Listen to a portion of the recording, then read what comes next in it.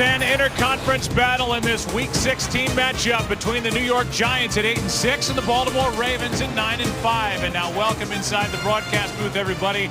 I'm Joe Buck. That's Troy Aikman. Pam Oliver's coming up in just a bit. Let's talk about Baltimore first. They got off to that 9-2 start. They've lost 3 in a row, including their last 2 at home. That doesn't happen around here for the Ravens. On the other side, you've got the Giants, who got off to a 6-2 start, but they've been inconsistent.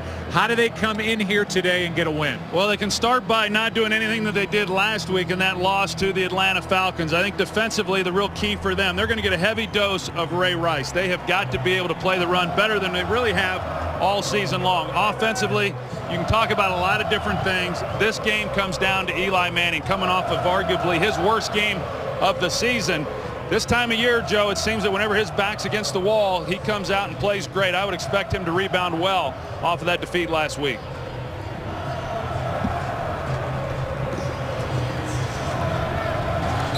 Take a look at what's at stake in this game for the Giants. 2 wins and they guarantee at least a playoff spot.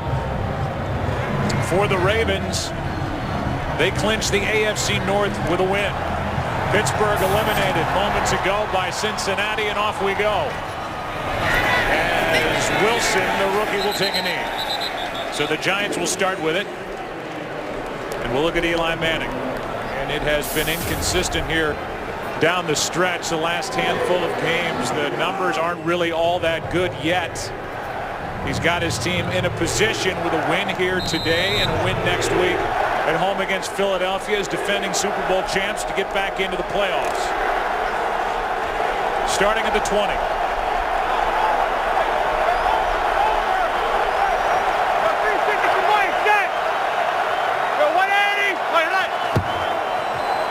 They fake it to Bradshaw, throw it incomplete for Hakeem Nicks.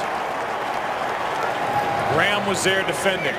So now we'll look at different pieces of each team as we give you partial lineups here in Week 16. Ahmad Bradshaw, Troy, is playing with an MCL sprain. David Wilson will get a lot of action, and they're banged up front with Voss and Snee. Snee's playing with a partial tear in his hip. 2nd and 10.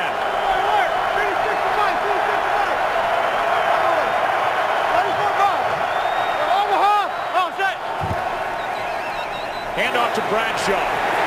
Suggs was there first. Gain of 3. Now we'll look defensively at a group, and it's hard to believe, ranked 26th overall in the NFL. We're not used to that. Suggs playing with one arm. Ed Reed has been answering the bell every week. Nada has been inconsistent this year. McPhee playing with a bad groin. Josh Bynes, former practice squad player, gets a start.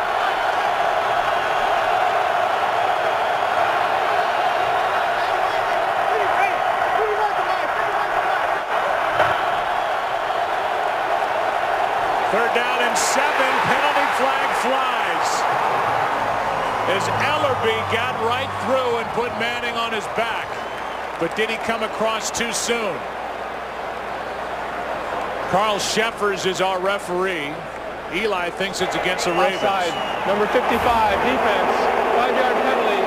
Third down. They say Suggs. You're going to see Dannell Ellerbe. He just hits it on the run. And Ahmad Bradshaw, he's the one responsible in protection, but because he timed it, now he was early.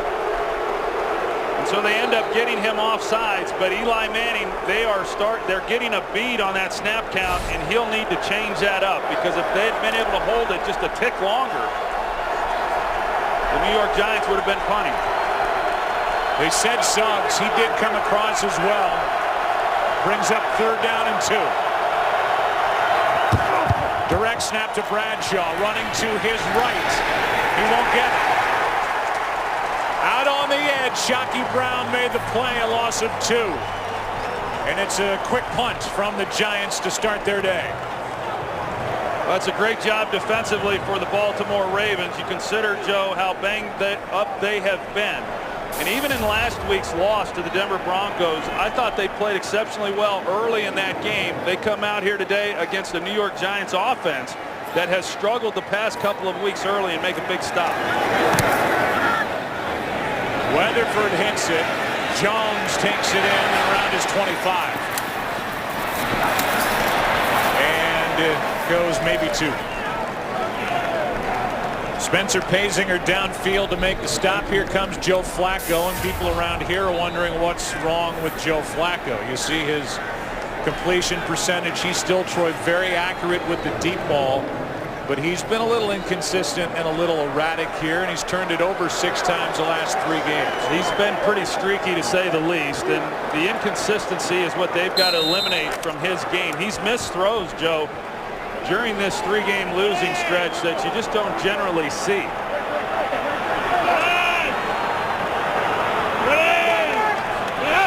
Ray Rice starts the day in the backfield. Quick setup and throw. Bolden on the outside makes the catch, and on first down, a gain of 5. Williams out there defending.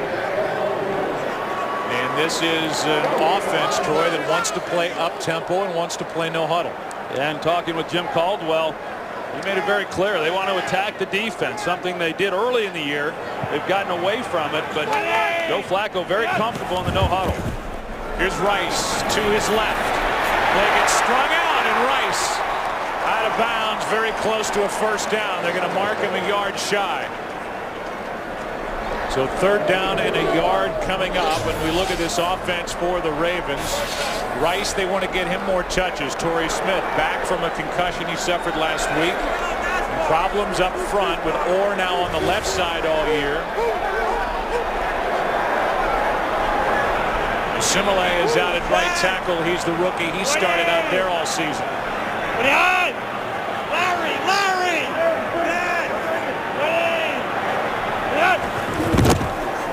Flacco with an option. First down, Rice to midfield. A gain of 14. Jim Caldwell in his 2nd week calling the plays as offensive coordinator with a little option from Joe Flacco. You're going to see Joe Flacco. He's not optioning off of anyone. Normally there'll be a defensive end. You option it. Instead, he just takes a few steps down the line and pitches it to Ray Rice. They're able to pick up a first down, something that they were unable to do through a quarter and a half last week. So the 3rd down conversion, they were 1 for 12 last week. Flacco drops it down to Rice. And Ray Rice just hops out of bounds with a gain of 7. Human Europe out there defending for the Giants. And there's John Harbaugh, who's in his 5th year, and he's taken his team into the playoffs each of the 5, including this year. They're qualified for at least a wild card. Yeah, how about that? You know, I mean, they lose 3 in a row. They wake up on Monday and not only find out that they're still alive in the playoff hunt, but they earned a playoff berth with the Pittsburgh Steelers losing later that evening to the Dallas Cowboys. 2nd down and 3. Rice again. You want to get Ray Rice some touches? That's what they've been screaming for around here in Baltimore. He loses 1. Antrell Roll, and we've seen a lot of number 27 here in the first possession. Well, we sure have, and I know that that was somewhat of a criticism on former offensive coordinator Cam Cameron, but John Harbaugh didn't feel that that was really fair. He felt that when they have had a lead, that Ray Rice has had plenty of touches. 3rd down and 4. Blitz. Ravens pick it up. Pass is complete. And it depends on the spot. Anthony Allen, who started that play in the slot, is wrestled down right at the marker, and it's a first down.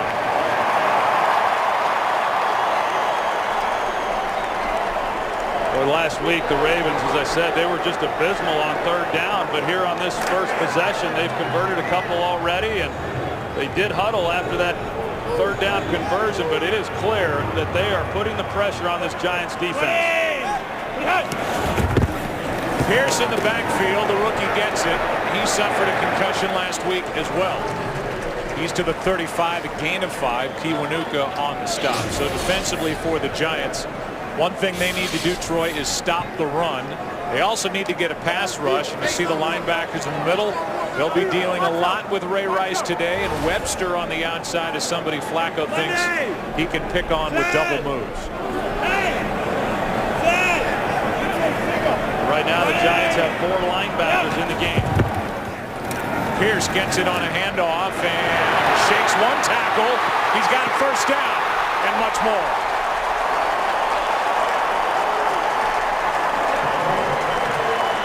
18 yards on Tom Coughlin's defense down the sideline for the rookie Pierce. The Giants are employing 4 linebackers whenever the Ravens get into those offensive sets, and you see the poor tackling by the Giants. Last week, by Tom Coughlin's count, they had 18 missed tackles in that game. And here they start this one off with a couple on this drive alone. Confusion defensively for the Giants. They have to call a timeout. First charge, timeout. And so we'll stay here. How about the virtually unprecedented move by the Ravens, a 9-4 team to fire their offensive coordinator Cam Cameron, and they hand the play calling duties to Jim Caldwell, who has not done that ever in the NFL. Well, unprecedented as far as I can recall, with a team that was going to the postseason, and trying to make some sense of it and visiting with John Harbaugh about it. He said, I don't expect anybody to understand it that's not in the building, and I can appreciate that as a former player. Oftentimes you don't know what exactly is going on, but the reins have been handed over to Jim Caldwell, and it's clear what he wants to do, and that is run an up-tempo offense and let Joe Flacco try to attack these defenses. Seventh best team in the NFL in the red zone. Here's Jones. Can't make the adjustment for the touchdown, working on Webster. Well, they had a shot, and Corey Webster was not able to pick the ball up when it was in flight. You're going to see Jones. He sees it. He comes back to it. Had that ball been thrown just a little bit closer to him, he's able to make a pretty good play on it. This is an impressive drive by the Baltimore Ravens. 10th play of it coming up right here.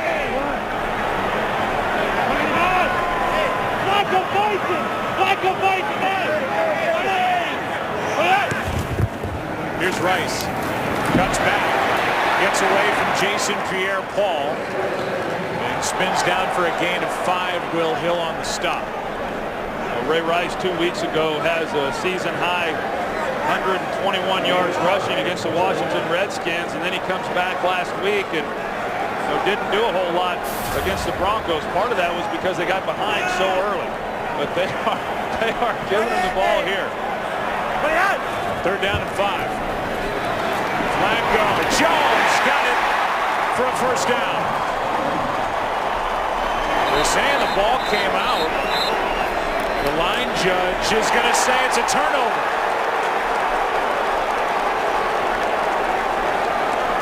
Jacoby Jones comes away limping. He thinks he was down. Let's take another look. Rolling on the field as the ball was caught, subsequently fumbled and recovered by the defense. Down there. First down, Giants. The ball comes out, and you can see why he was limping as he got his right leg pinned under his body.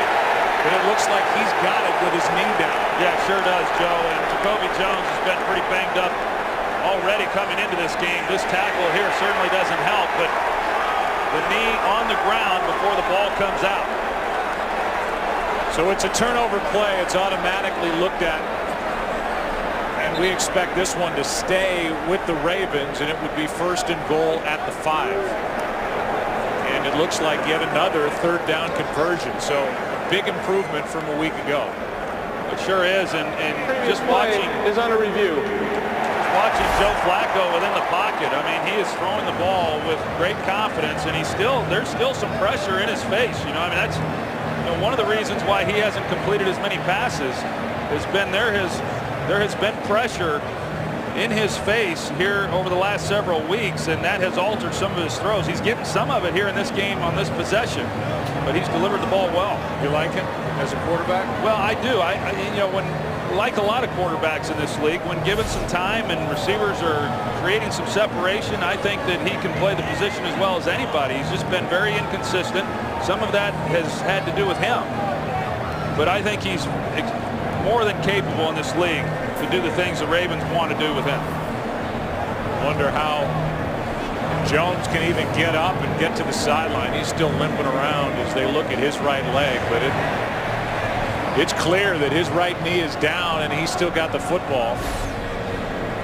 Again, the Ravens with a win here today. They win the AFC North. Meanwhile, in the NFC East, it's a 3-way tie, and then it comes down to tiebreakers at the start of the day. Washington already won today as they won at Philadelphia. It was not easy. New Orleans, you can see in a final in overtime, wins at Dallas. And so there's still an opportunity really for all three teams. That includes the Giants to win that division. It gets a little tricky because of tiebreakers. Here's the call, by the way, on what they said was a fumble. Here's Carl Sheffers. After review, the receiver had possession of the ball and a knee down at the 5-yard line. Baltimore will have it there, first and goal. Baltimore will not be charged with a timeout. And Jacoby Jones knew it and liked it. And the Ravens 3 for 3 on third downs, and they're right up at the line again, ready to go. Well, you can see the Giants trying to communicate, trying to get lined up. It's one of the things that the up-tempo offense will do to a defense. They're not wasting any time. Joe!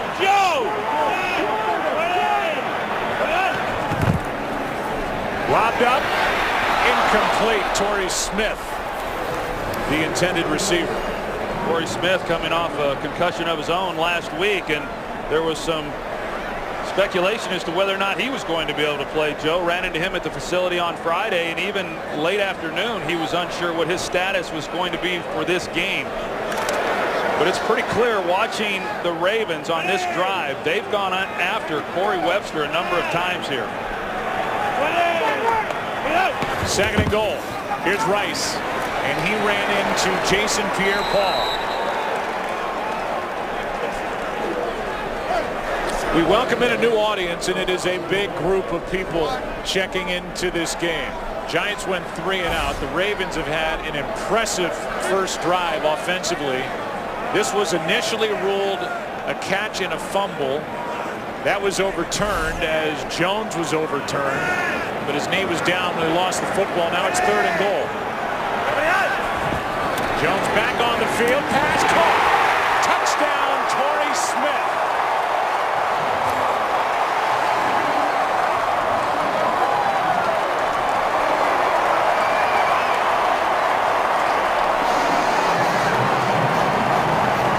The New York Giants decide to bring pressure, and when they do, they bring these guys, and it locks everybody up man to man. You see the middle of the field, you just got to get Torrey Smith inside. If he beats Webster to the middle, there's no underneath help. That for Torrey Smith, his 8th touchdown grab.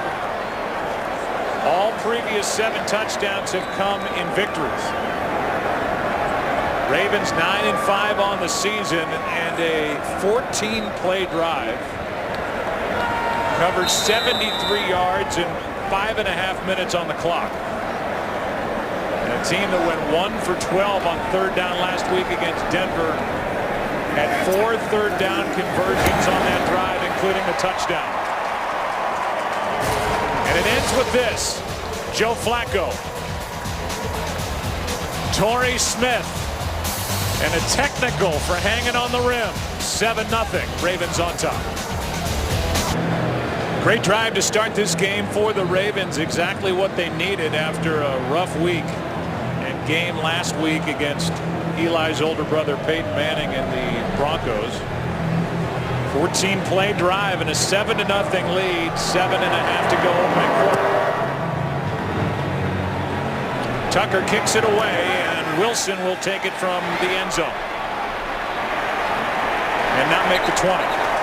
Adrian Hamilton just added to the active roster downfield to make the stop. Jim Hostler, who calls the plays into Flacco on the left, talking to head coach John Harbaugh. Webster, he got a lot of action on that first Raven possession.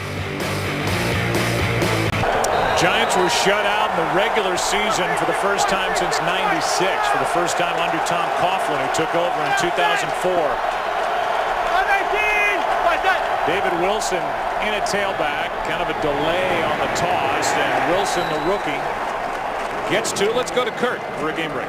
Here's how it ended in Dallas. Each team had the ball in overtime. The Saints marching Ball by Marcus Colston, fumbled all the way down inside the 5. Jimmy Graham recovers it. They retain possession, obviously, and then kick a field goal. 20 yards, Darren Hartley, game winner, 34-31 Saints. Knock off the Cowboys in OT, but Joe, Troy, and Pam, Cowboys still alive for playoff possibilities. Absolutely. We'll talk about that. It's 2nd down and 8. Manning, good protection. Pass incomplete. Victor Cruz, the intended receiver. The Giants, first of all, cannot be eliminated here today because of the Dallas loss. But you look where they sit right now in the wild card chase. Minnesota really helped themselves with a win at Houston earlier today. Seattle plays later tonight at home against San Francisco. But because of tiebreakers, the Dallas Cowboys still next Sunday, if the Giants lose one of the next 2 games, have a chance to win the division. Everybody got that? I know you don't, so I'll say it slower. 3rd down and 8, and that penalty flag flies.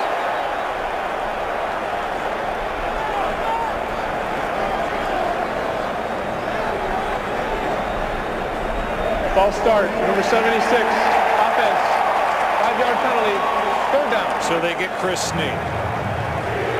It's easy for the Giants, Troy. They knew coming in. They win their last 2 games, they're in.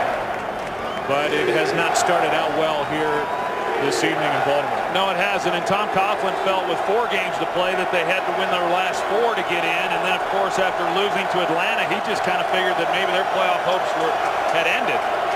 And they woke up and realized they had a shot still, too, by winning their last 2 games. But this has not been a good start for them. So now 3rd down and 13. Manning is hit as he lets it go, and the pass incomplete for Pasco. It's 4th down, and Manning was close to getting sacked. Well, you see Ahmad Bradshaw, he comes on the blitz, and Bradshaw goes down low, and he just fails to make a block on him, and so Eli winds up having to get rid of the ball a lot faster than he would like. Now, he's in the lineup once again today because of the injury to their starter, Bernard Pollard. 2 3-and-outs to start the day offensively for the Giants. Weatherford with Jones hauling it in, taking it into Giant territory, where Tryon made the stop. 13-yard return. Going to go over playoff possibilities with Troy during the break. Ray Lewis today is missing his 9th straight game with that torn right triceps.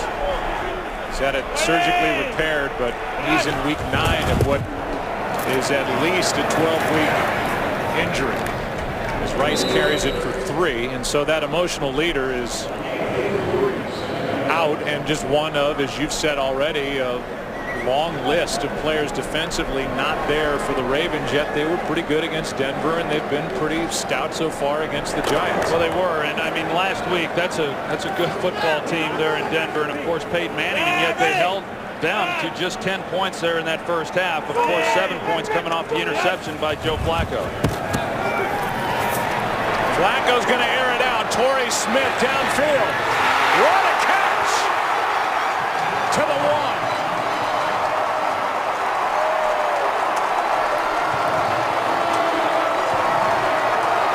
And they're working on Corey Webster again.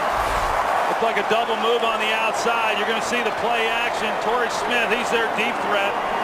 And he gets one-on-one outside with Corey Webster. You see the move there, and still he's in pretty good position. He just fails to turn and locate the ball and then be able to make a play on it when it's in the air. And that's something that Corey Webster has struggled with for much of this season. Play clock is at 2, and so John Harbaugh sprints down the sideline and calls a timeout. 43-yard completion to Torrey Smith sets up the Ravens at the 1. First and goal for the Ravens, who had their longest drive of the season the first time they had it, 14 plays. 43-yarder to Torrey Smith. Set up this opportunity. Here's Rice. he is, for the moment, stopped short. No sign of a touchdown yet. And they're going to mark him just outside the goal line. Second and goal. Well, Ray Rice tries to get right in behind their all-pro right guard, Marshall Yanda, who did not play in last week's game. But the Giants do a good job. They've been pretty good overall down here in the red zone. This will be a heck of a stop if they're able to keep the Ravens out of the end zone here. Yeah, they're number 5 in the NFL in red zone defense. The Giants second and goal.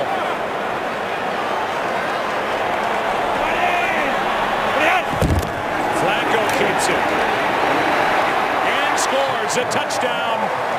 Joe Flacco, his third of the year.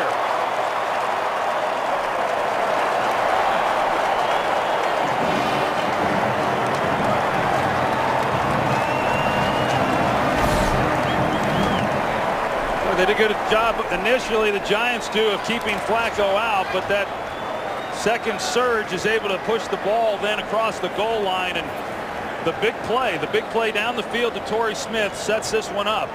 They're on the 1-yard line and a 14-point lead if this extra point is good, and the Giants once again find themselves playing from a deficit. Tucker for the extra point. The rookie has been perfect all year. It was a 43-yarder to Torrey Smith to set him up at the 1. Been a rough start for the Giants and Corey Webster. Just about 180 miles separate the New York, New Jersey area from Baltimore. Yesterday, the Giants went old school and caught a train from Newark Penn Station, played some cards, watched some movies, and most just hung out during a 2-hour ride. Pulled into the Baltimore train station around 4 o'clock. And so far they've come out stumbling out of the gate down 14-0 with one of their big emotional leaders, Justin Tuck, out with a bad shoulder today. Yeah, you can't blame it on jet lag. No? Wow. With a slow start offensively, 2 3-and-outs, and then too much Flacco and Torrey Smith. Wilson out of the end zone. He gets ripped to the ground by Courtney Upshaw, the rookie.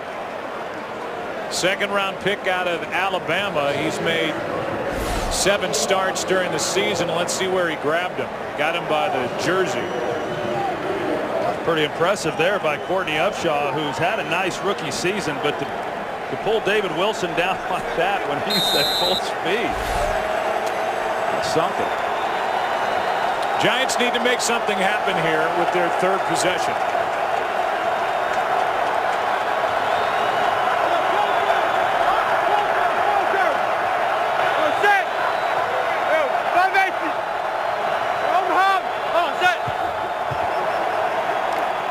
Manning on first down, going for the big one to Randall.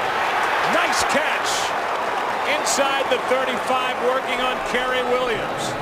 And Ruben Randall is good downfield for a big one to start the drive, 43 yards. Well, the Ravens bring Ihedebo again, and Ahmad Bradshaw once again fails to make a good block on him, and Eli has pressure, and he just heaves this one up, knowing that he's got one-on-one, no safety help. And Randall's able to go up and make a play on the ball. Boy, do the Giants need that. 43 yards to Ruben Randall. 180, white hut. Manning. Pass is complete to Hickson. And Dominic is good for 9.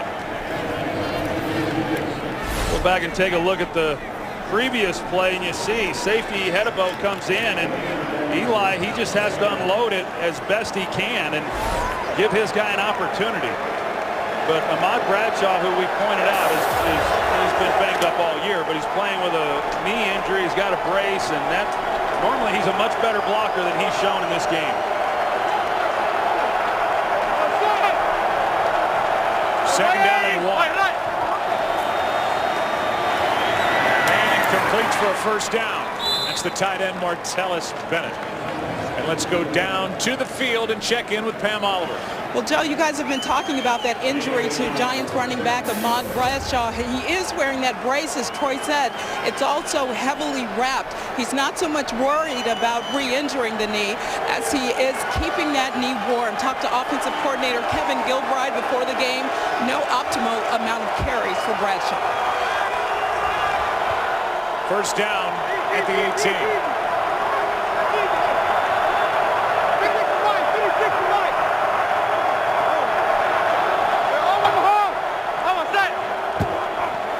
Here's Bradshaw. Bradshaw's to the 14, a gain of 4.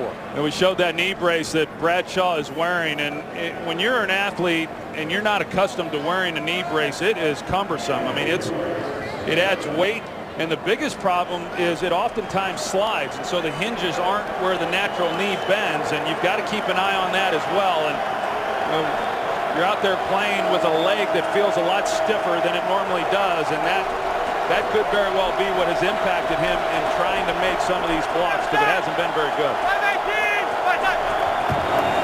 On second down and 6, here's Wilson. Touchdown, New York.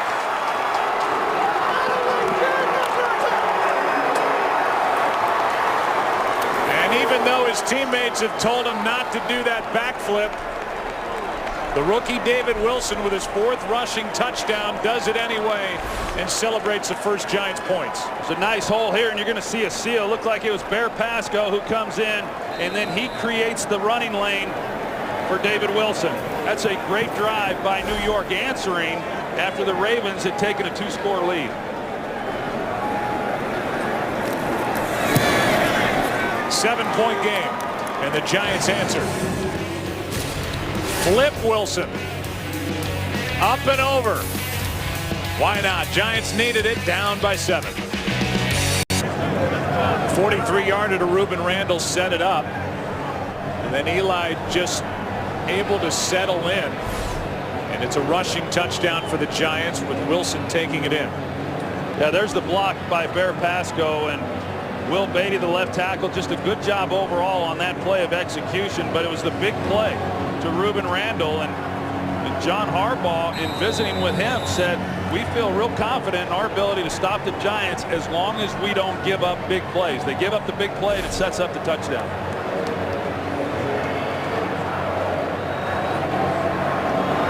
Tynes will kick it away with Jones waiting deep. This will be returned. Out across the 25, knocked out near the 28 by Keith Rivers. On January 4th, one of the best bowl games of the year is on Fox. Heisman Trophy winner and one of the most talked about players in the country, Johnny Manziel, leads Texas A&M against Oklahoma. AT&T Cotton Bowl Classic is January 4th, which is a Friday only on Fox.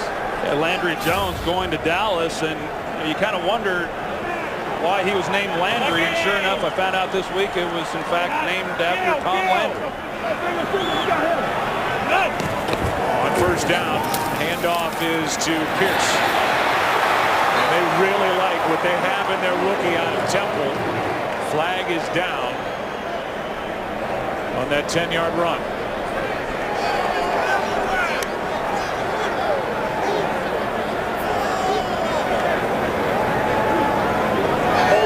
Number 81, offense, 10-yard penalty, first down. So they get one of the tougher and more powerful receivers in the league, Anquan Boldin, for a hold on that run by Pierce. Anquan Boldin probably comes into this game a little bit frustrated. He sure was at practice on Friday. He was held without a reception in last week's loss to Denver. You see it. I just think they can call holding on every play if they wanted to. They threw it at the spot where Pierce went out, so it turns into 1st and 10 again after that 10-yard run, the 10-yard penalty. And Pierce over the left side picks up a yard. Jason Pierre-Paul out there to make the stop. Under a minute to go in a fast-paced first quarter here in Baltimore. You know, in this first drive, we saw Baltimore go to the no huddle, and was very effective doing that, and they're huddling more on this possession. Now, one of the reasons Joe Flacco said I'd go in the no huddle every play if I could. Now, one of the reasons they do huddle, some of the running plays that they have get a little wordy, and it's easier for them to make those calls in the huddle. On 2nd and 9, Flacco keeps it. Throws over the middle of the field, or across his body at least, to Torrey Smith, who tried to make a one-handed grab. And it'll bring up 3rd down and 9. Really an excellent route by Torrey Smith, creating some separation. And I thought Torrey Smith could have tried to go up with both hands on that play. Instead, he tried to bring it in with one hand. But, you know, even that throw could have been made a little bit easier for Smith. Flacco's already thrown at Corey Webster 6 times. Blitz coming from the Giants. Flacco goes deep. Smith. Pass is almost picked off by Stevie Brown, who's been a takeaway machine with 9 on the year. I think Stevie Brown just misplayed it because that ball really floated on Joe Flacco. When he turned that one loose, it was in the air for a while. You see Stevie Brown in the middle of the field, and I think he anticipated that that ball was going to be up the field, but had he have picked it up earlier, that it would have been an easy interception for Stevie Brown. Jason Pierre-Paul got there a step too late, still laid a hit on Joe Flacco, and here's a booming punt by Cook. Hickson from outside the 10. Well covered downfield. Badejo was there first, one of the best special teamers in the NFL. Ihedibo was there as well, and just a 3-yard return with 3 seconds left in the first quarter. Go back and take a look at that last play, and you're going to see Stevie Brown right here. And when Joe Flacco turns this loose, he's trying to get it to Torrey Smith on the outside. It really hung up in the air. You see the angle that Brown took, and it was the right angle so that they don't beat him deep. But had he have been able to pick up that ball a lot easier or sooner, that would have been an easy interception. And as you said, Joe, I mean, he has really been a ball hawk since he took over for Kenny Phillips.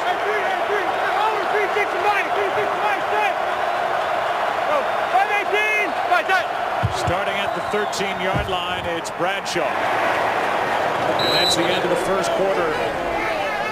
Here at the home of the Ravens in Baltimore, Maryland, 14-7. Ravens on top. Fox NFL Sunday, and America's Game of the Week returns after this from your local Fox station. There the numbers. Big start offensively for the Ravens after 1 quarter, 2nd down and 8. For the Giants, down by 7.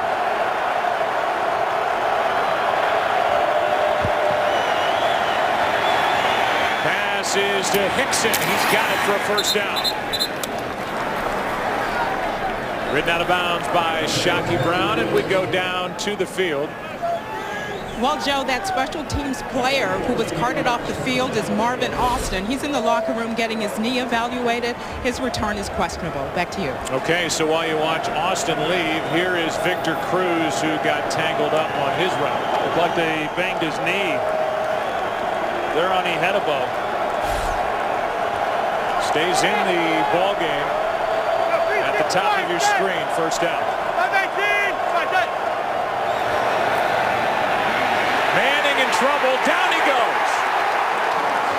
Nada gets his 5th of the year. Yeah, Haloti Ngata. You're going to see him in the middle. He's working against Chris Snee, and he puts a little move on him right there. Snee, as you mentioned, coming in. There was question marks as to whether or not he would be able to go this week with the hip injury, but Ngata, he kind of puts a wide receiver type move that you'd make on press coverage and gets right by Chris Snee and right into the face then of Eli Manning. And a loss of 15 on the sack.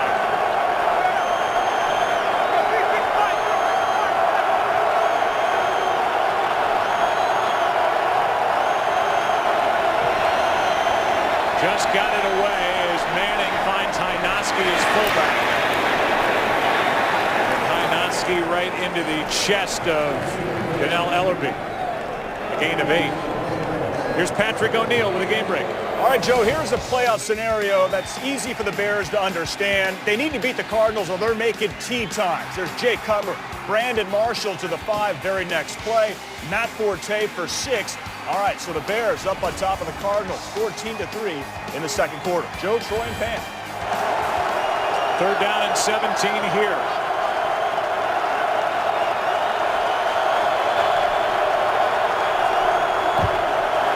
Blitz off the edge. It's a screen for Bennett. And Martellus Bennett will pick it up. Gets 11. It's 4th down. The Ravens have brought a lot of pressure, as we've shown. This time on 3rd and long, the Giants go with Henry Hynoski as their single back, and to see if maybe he'd be a little bit firmer in pass protection. He does a good job, but they're just not able to pick that up. So a good job defensively there by the Baltimore Ravens getting off the field. Weatherford to punt with Jacoby Jones waiting for it. Good punt. From inside the 10. Well covered. Downfield, that was Will Hill, and just a 5-yard return after a 60-yard punt. Ravens have it up 7.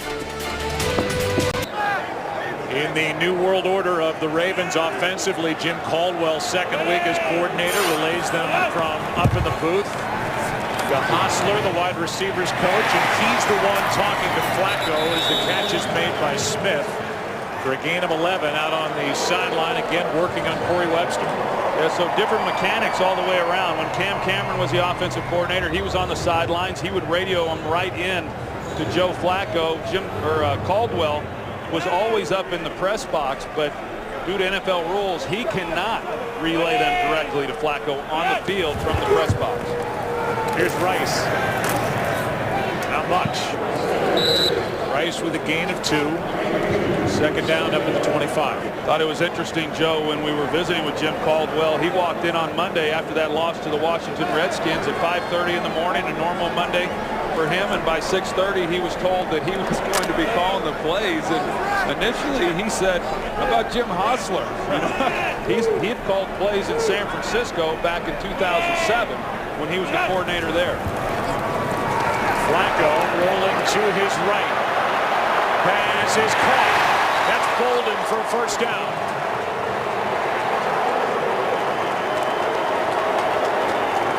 "13-yard completion from Joe Flacco." You know, Joe Flacco, he's a big guy, but he does move pretty well for his size. We saw it last week when he almost ran down and made a play when he threw that interception, but they moved the pocket, and those are the kinds of things that you want to do against the Giants. Get the ball out of your hands, move around, get on the edges. Good execution there by the Ravens. Hand off to Rice. Cuts upfield and a nice gain on 1st down to 5. Mosley on the stop. Joe Flacco was talking about it and said, hey, I thought coming into this season we were going to have to be very aggressive. It was going to be a wide open offense, and that's what it was going to take for us to go to the Super Bowl. As we all know, this has been an organization for many, many years that has hung its hat on great defense. And it's time now for this offense to shoulder the load. Here's Rice. Ray Rice with a 1st down inside the 40.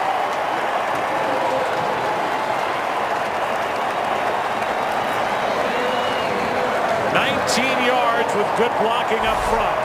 This is that 4-linebacker set I was talking about. When the Ravens go 2-back offense with Vontae Leach and Ray Rice, they're going to go with 4 linebackers, 3 defensive backs. They feel they can play the run better with that personnel, but they sure did not play it well on that play. Pierce, the rookie in the game, he gets it over the right side. He's brought down from behind by Canty. A loss of 2.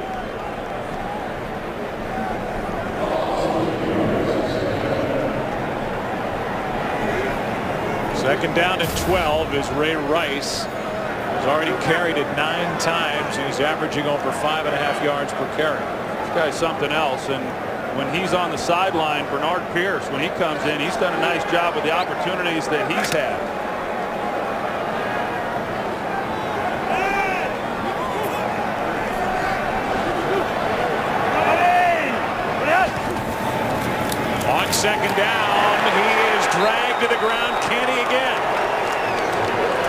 for the loss of 6.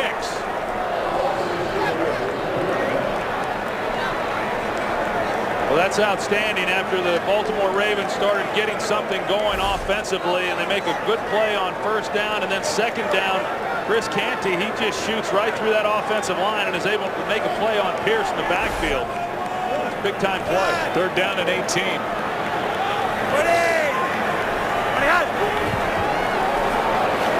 Williams coming on a blitz. This pass is caught by Bolden. Still up and down inside the 10.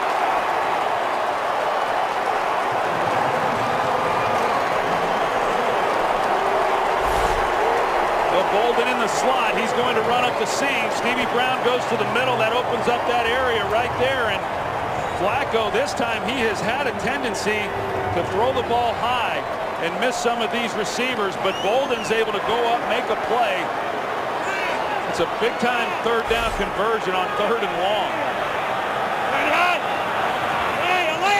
Ravens are 5 for 6 on 3rd down.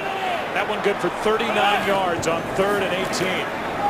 Flacco, Jones, what a throw, touchdown.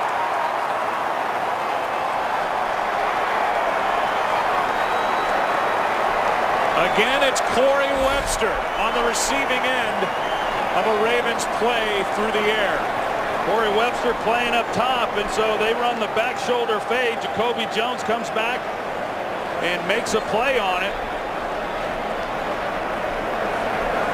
Question is now, Joe, as they're going to the ground, It's the goal line for a touchdown. because he crosses the goal line with possession, he then doesn't have to maintain possession all the way through the catch to the ground. But Corey Webster, they have been going after him from the time they've kicked this ball off. It's a 9-yard touchdown for Jacoby Jones.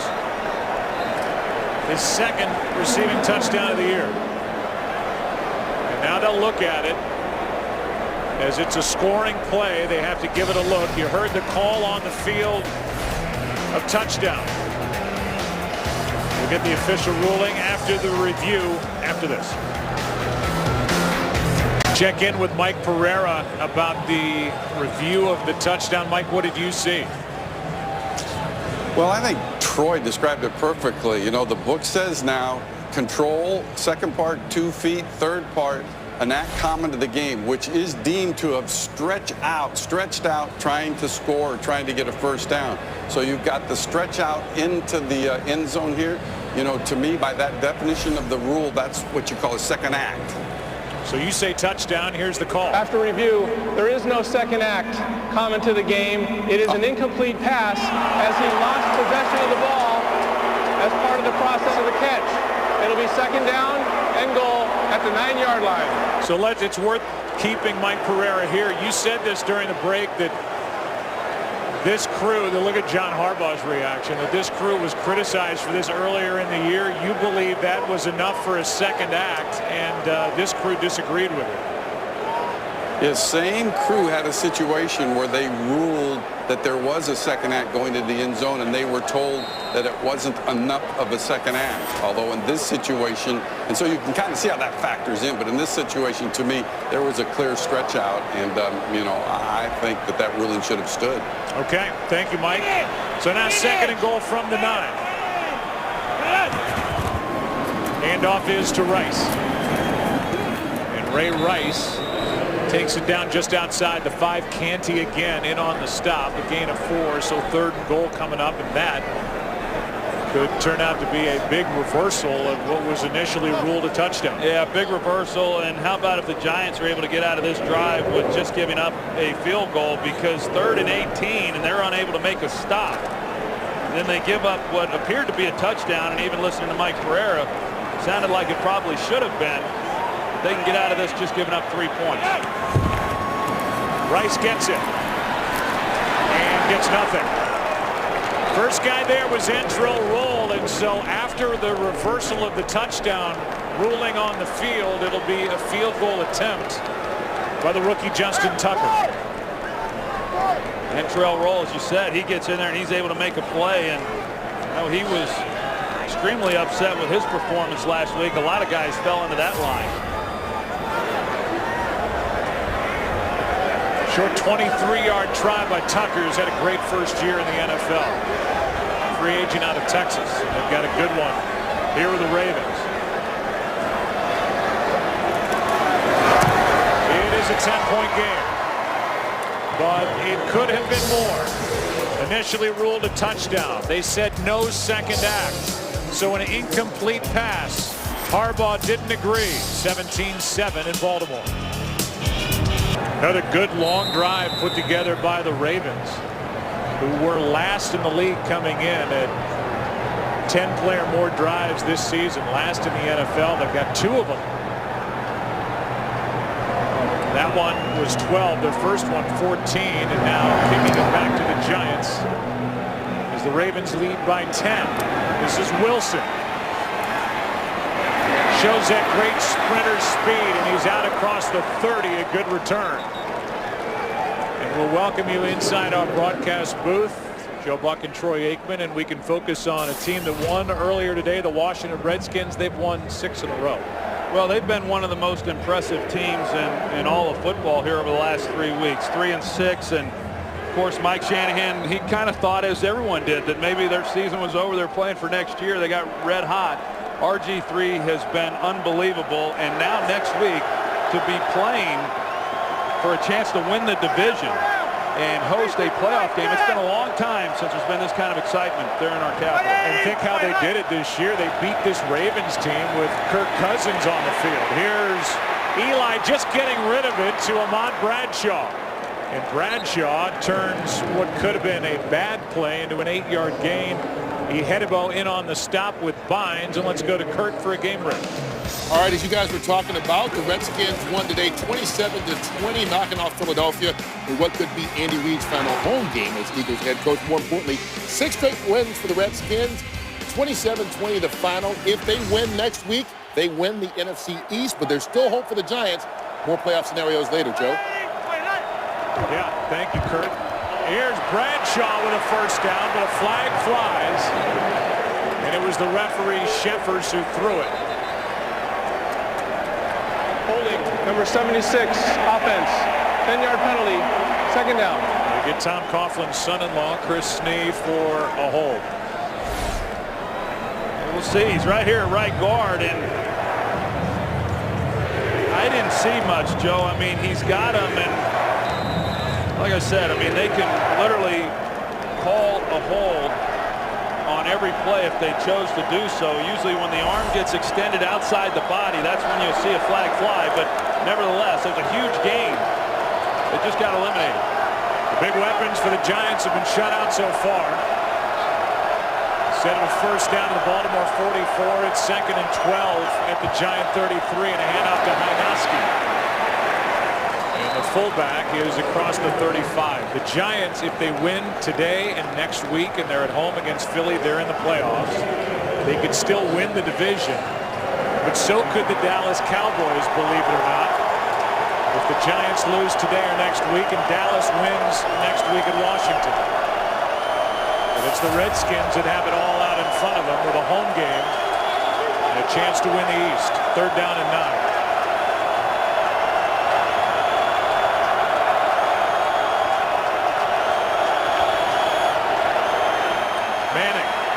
Going to air it out for Hickson. And a catch with a penalty flag flying. Working on Shockey Brown, and there was a push off there. It may be against Hickson. Let's get the call. Pass interference, number 87, offense, 10-yard penalty, repeat 3rd down. So that eliminates a 39-yard reception. I thought it was a good call. Right at the end of this, you're going to see the left arm there that pushes off Shockey Brown, and the official's right there to make the call. As soon as he extends that left arm, the flag comes out, and you know, Eli, had he have been able to get more on it, because Dominic Hickson had gotten behind Shockey Brown, but it was a ball that was underthrown, and Hickson really didn't gain much by extending that left arm. It's just kind of a natural reaction when you change direction and try to work back out towards the sideline. So 2 huge penalties on this drive. One on a hold against Snee, and this one on Hickson. 3rd down and 19.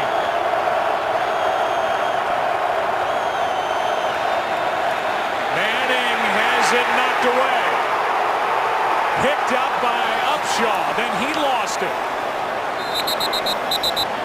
And now a late call by the referee saying it's an incomplete pass. It was knocked out by Kruger. Pass. First down. So the referee did not make a call until late. Kruger knocked it out, but they said Manning's arm was going forward. It was close. It was close as to whether or not it was. You're kind of waiting to see. I don't know that it was, Joe. It looked to me like his arm was still kind of going backwards, and normally in that situation they let it play itself out and then go to review and determine whether or not it was incomplete. Hakeem Nicks was in position to go for the ball and recover it, and he assumed that it was incomplete. I think the Giants looked to me like they might have gotten away with one. And now a challenge flag is thrown by Tom Coughlin.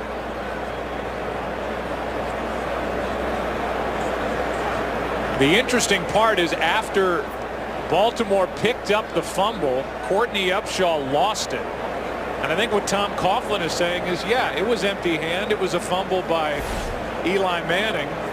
But then after the Ravens got it, they lost it, and we got it back. But he's going to get a conference with Carl Sheffers about whether he can challenge. Did you see Upshaw? He loses it when he gets hit by Chris Snee. Well, if they go and they rule it a fumble, Joe, it would be my interpretation that the ball is not played throughout, that it would then be Ravens' ball because you can't then advance. If they overturn this and say it was a fumble, the defensive player can't advance it. Further explanation, the Giants recovered the ball. There's no advantage to them reviewing the play. It's fourth down, Giants. So there's no advantage to the Giants because of what you're talking about. And if we want to get more specific about it, we could check in with Pereira when we get a chance. But because there's no benefit to the Giants, they won't challenge, and it's 4th and 19. Good punt by Weatherford. I think you're right, though. It looked like Manning's hand was empty when his arm was going forward. Return of 12 yards by Jacoby Jones. Giants trying to get it going, down by 10. Mike Pereira will join us to sort through that last really confusing play with what was initially ruled an incomplete pass. Tom Coughlin still getting an explanation from Carl Sheffers. Walk us through that play, Mike, and what you saw from back in Los Angeles. Hard to walk through anything in this game so far, but okay, here's the deal. The Giants challenging that it might have been an incomplete, that it might have been a fumble versus an incomplete pass would only mean that the ball would be dead as soon as it was recovered right at this point by Baltimore. And Baltimore would have gotten the ball at that point. And certainly it's close enough to be considered, I think, a fumble. What I can't then figure out is why Harbaugh didn't turn around and challenge it in order to get the ball, because I think he would have gotten the ball. Thank you, Mike. Instead, a punt, and then at the end of the play, a late flag for a block in the back by Ian Badesio.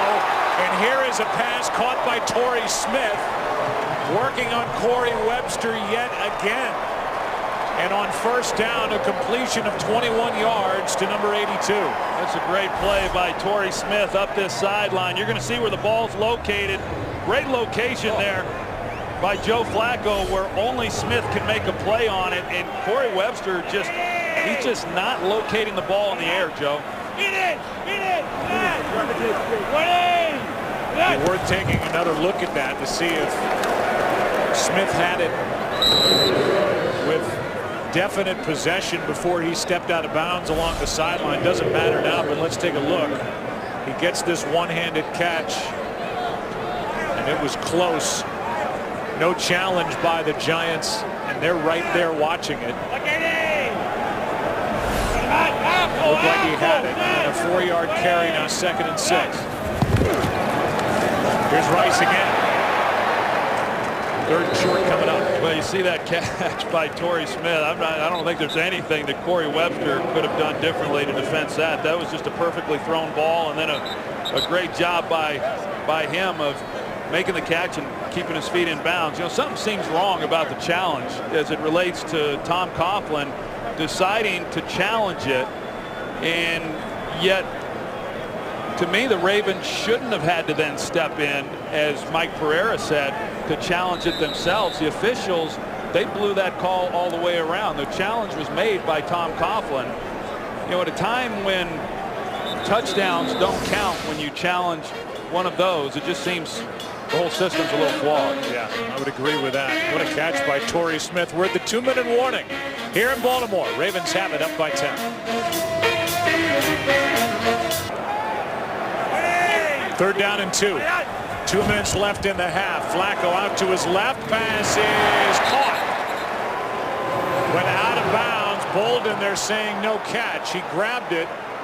Made a clean catch, it looked like. One official's talking to the other, and they may change this call.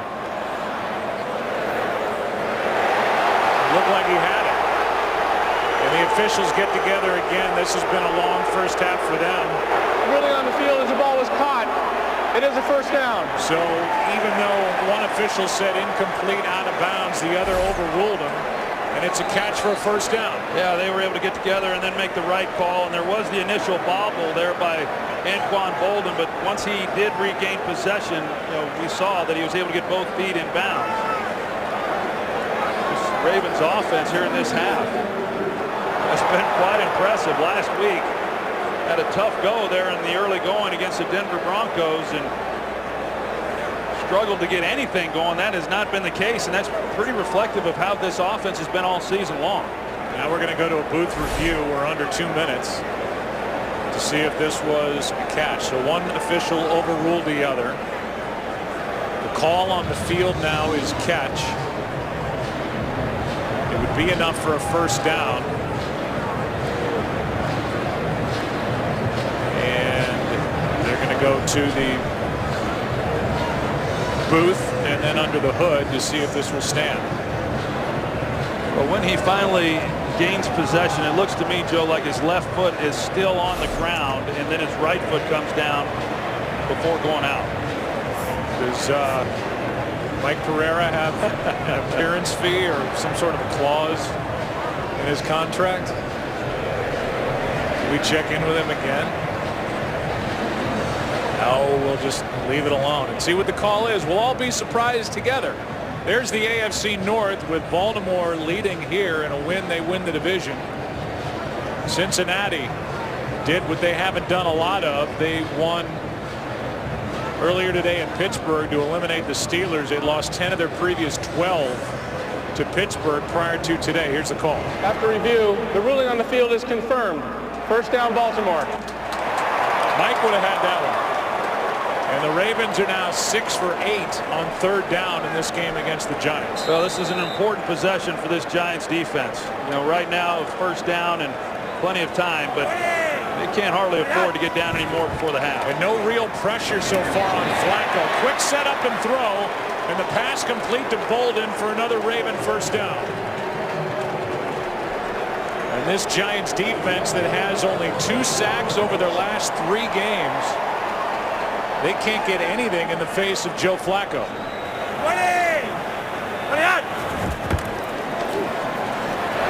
Here's Rice.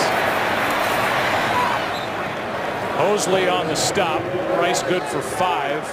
Plenty of time left for the Ravens with 2 timeouts in their pocket. Yeah, and Joe Flacco, he's getting more and more comfortable as this game goes along. Flacco over the middle's got Rice. And Rice has got a touchdown.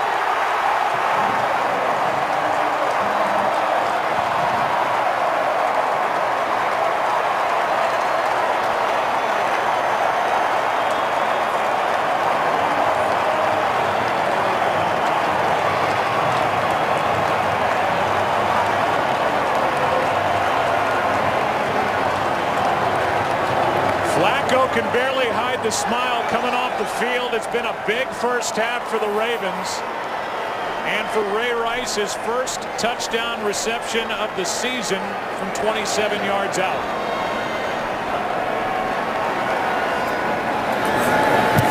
And Troy, this Ravens offense 290 total yards in this first half. 525 H post is the call, Joe, and you're going to see Ray Rice. He comes out of the backfield, and he's one-on-one on linebacker Boley, and you just got to beat him to the middle of the field. Joe Flacco, that's the #1 read on the route, and Ray Rice runs it perfectly. I know the play because it was a big part of our offense. Cam Cameron ran this play often as well during his time as offensive coordinator. Jim Caldwell calls it, and they executed beautifully. And Cam Cameron's a guy who studied early in his career under your longtime offensive coordinator, Norv Turner. Yeah, he sure did. He spent a lot of time there in Dallas back when I was playing, and it's an offense that I know very well, and it's a play that I can appreciate because it was my favorite play in the playbook. And when you get a guy like Ray Rice with his abilities, and you have him come out of the backfield with a two-way break and him taking the middle on the post route, good things happen. He leads the NFL in yards from scrimmage since 2009. And while he's had kind of an up and down season, not much of a factor last week, mainly because of a score against Denver. Everything is clicking for the Ravens here in the first half by 17. Wilson takes it out and cannot get to the 20. Here's Kurt Menefee to tell us what's coming up at halftime. Coming up on the party we like to call the Visa Halftime Show, we'll fill your stockings with all the NFL highlights, including an overtime thriller in Dallas. RG3 returns as the Redskins try to take control of the NFC East, and the AFC playoff picture is just about set. So come rock with us on the Visa Halftime. Seeing your reaction watching Jimmy Johnson dance like that, he's gone around the corner. Unfortunately, that's not the first time I've seen it. 290 yards of total offense for the Ravens, and now a sack of Eli Manning by Ayan Badejo. A Pro Bowler as a special teams player, and now getting a chance to start because of injuries and a loss of 7. Yeah, you called it. He's had to play a little bit more defense than he has really throughout his entire career. He makes a nice play there, and this first half has been all Baltimore. Second down and 17, down by 17. Pass caught by Cruz. That's his first catch, but it's a small gain.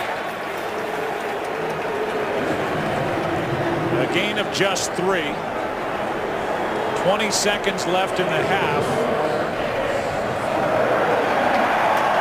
See if the Giants want to play around with this anymore or just kind of walk off into the locker room at halftime down by 17 in a game they need. Each side with 2 timeouts remaining, so see how the Giants want to play it. Same for the Ravens.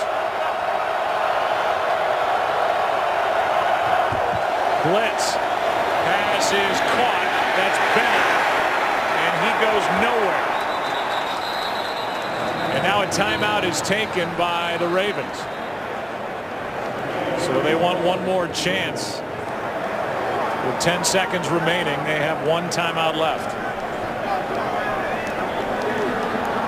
Yeah, I was going to say, Joe, this has been really something for the Giants. You know, after the way they came out last week against the Atlanta Falcons, coming on the heels of a really nice performance in that win against the New Orleans Saints. And visiting with Tom Coughlin, you asked him, hey, do you even know what to expect from your team in this game? And you could tell he could not, because he couldn't believe what he saw a week ago in that game. And you know that this has taken him by surprise. He was expecting a much better effort here through the first 30 minutes. When we talked to Perry Fuel, the defensive coordinator, you asked him, can you explain what happened in Atlanta? He said, I really can't. And it was just left at that, but they're laying another egg.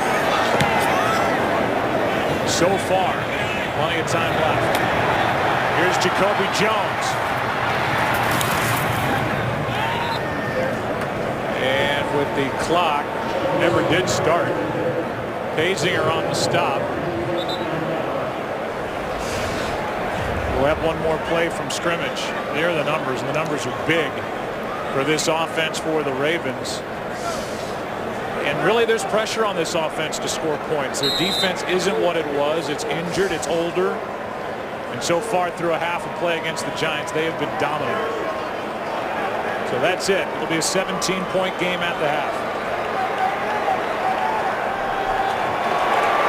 Penalty flag flies as the Giants had too many men on the field.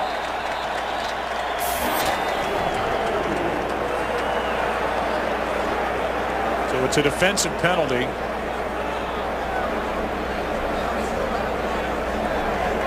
And the Ravens will likely decline it and will be finished. 12 defenders were on the field at the snap. That penalty's declined. That's halftime. So there you go. Half of play in the books, 24-7. The Ravens having fun. They can wrap up the AFC North here today. Visa Halftime is coming up after this from your local Fox station, 24/7 at halftime.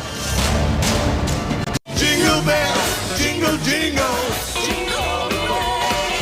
Oh, how fun it is to ride in a one-horse open sleigh.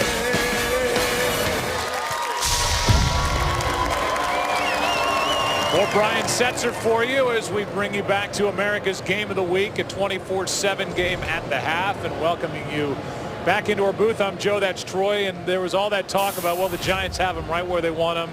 Every year they've won the Super Bowl, the last two at least. They've been struggling, and then they get hot.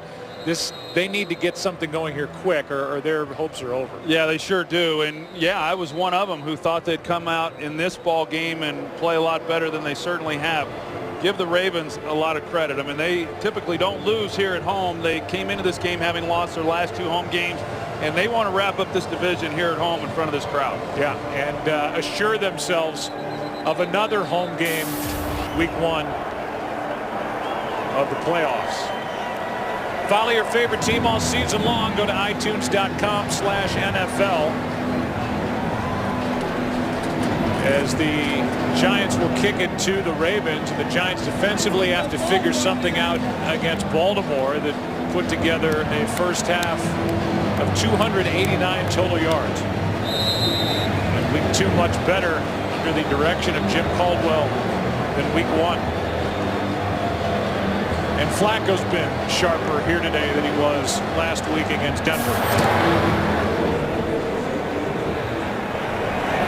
We start the second half, and Jacoby Jones takes it out of the end zone.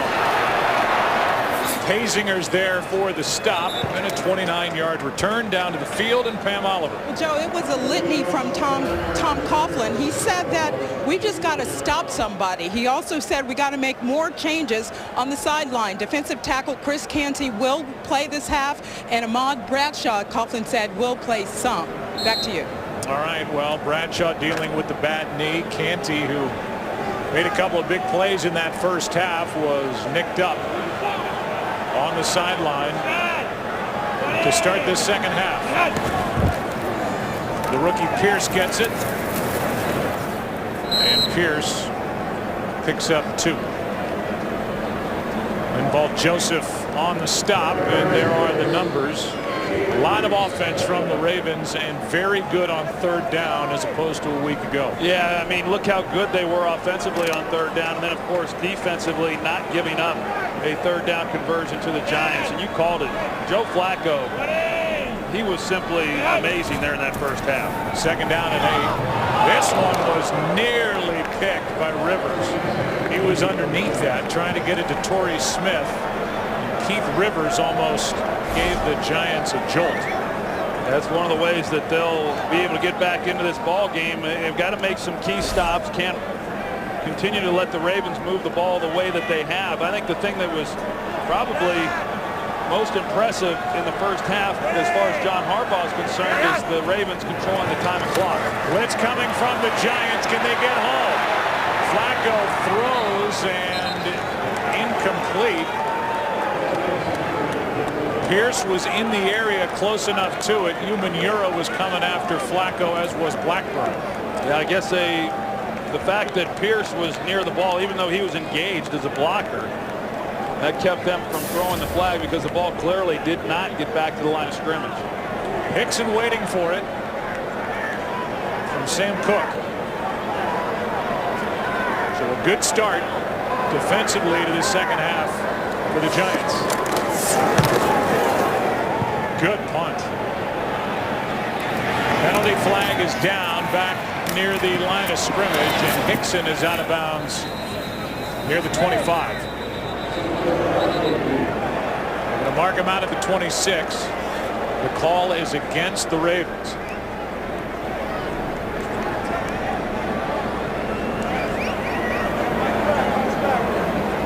Holding number 32 of the kicking team. That 10-yard penalty will be added to the end of the play. Timeout. Ihedibo guilty of a hold right there. So decent field position for the Giants, down by 17. It's got to be the prettiest practice facility we've ever visited. That is the home to the Ravens. It is beautiful. It didn't look like a practice facility, did it? It didn't. It was amazing. Like a cross between a ski lodge, hunting lodge, and then some football activity going on inside as David Wilson carries it for one. Courtney Upshaw there on the stop for the Ravens, the rookie out of Alabama, and Bradshaw will check back in. Well, you look at the Giants offensively. I mean, only 15 plays there in that first half, and a big reason for that is their inability to convert on third downs and sustain any drives. Nobody's been able to get in any kind of rhythm because they just haven't had the ball long enough. Second down and 9. Manning. Bennett right through his hands and then off the knee of Ed Reed. It was a good throw. Bennett just missed it, and then Ed Reed couldn't come up with his 62nd career interception. You can see this ball. It's a perfect throw by Eli Manning. Just goes right through the hands of Martellus Bennett. That's a hard one not to be able to make a play on. You're going to see, I mean, should have been an easy catch for a nice gain. Went off the leg of Reed, off the face mask of Bynes, incomplete, 3rd and 9.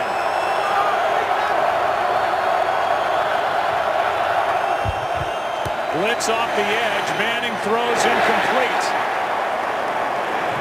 Ian Badejo was there in the face of Eli Manning. Bennett the closest one to it. It's 4th down. They bring the pressure on both sides.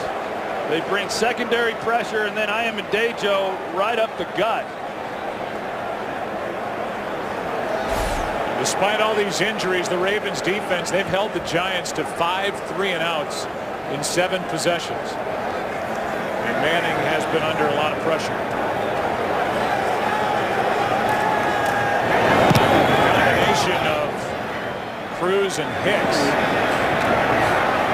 Just one catch. Here's Jones. Gets dropped at the 15. 7-yard return. Ravens have it. Second time, second half. Up by 17. Only 3 divisional races still alive at the start of the day. You can see what the Giants defense has done over the last 6 quarters. Atlanta took them apart. Now the Ravens are taking them apart. Pass is caught by Dixon. And a penalty flag comes in at the end of the play. Ed Dixon, just his 15th catch of the season. An 18-yard completion, but flags are down.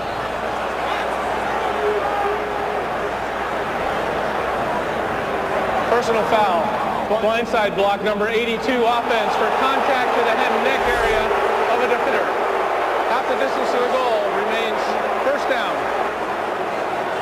Well, that's a big call against Torrey Smith for that block. They said contact to the head and neck area. Crowd sees it on the replay board here and obviously doesn't agree. Yeah, you know, right now there's, you know, a lot of talk amongst these defensive players saying that everything favors the offense and as far as the protection, and the officials they're looking for that blindside block, and that time they were able to get Torrey Smith with it. Handoff is to Rice. On first down, Rice gets 4. It makes you think of a hit that Rivers got from Hines Ward when Rivers was a part of the rivalry with the Bengals and the Steelers years ago. And now Rivers gets that hit from Torrey Smith, and it wipes away a big completion to Ed Dickson. 2nd and 9. Here's Rice again. Still fighting as he got to the 20. 3rd down coming up. Yeah, they get him to 3rd down. As we said, the Ravens have been awfully good in this game on 3rd down. And for the Giants, I mean,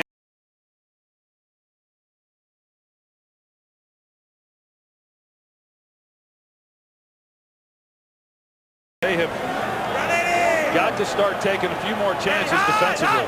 And it's got to come on 3rd down as flags fly.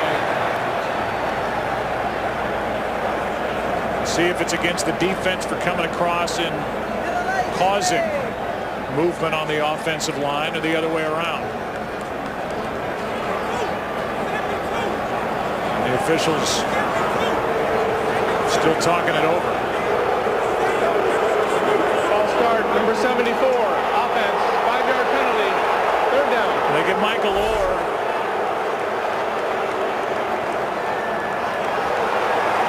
For the false start, and the crowd watches, as does John Harbaugh.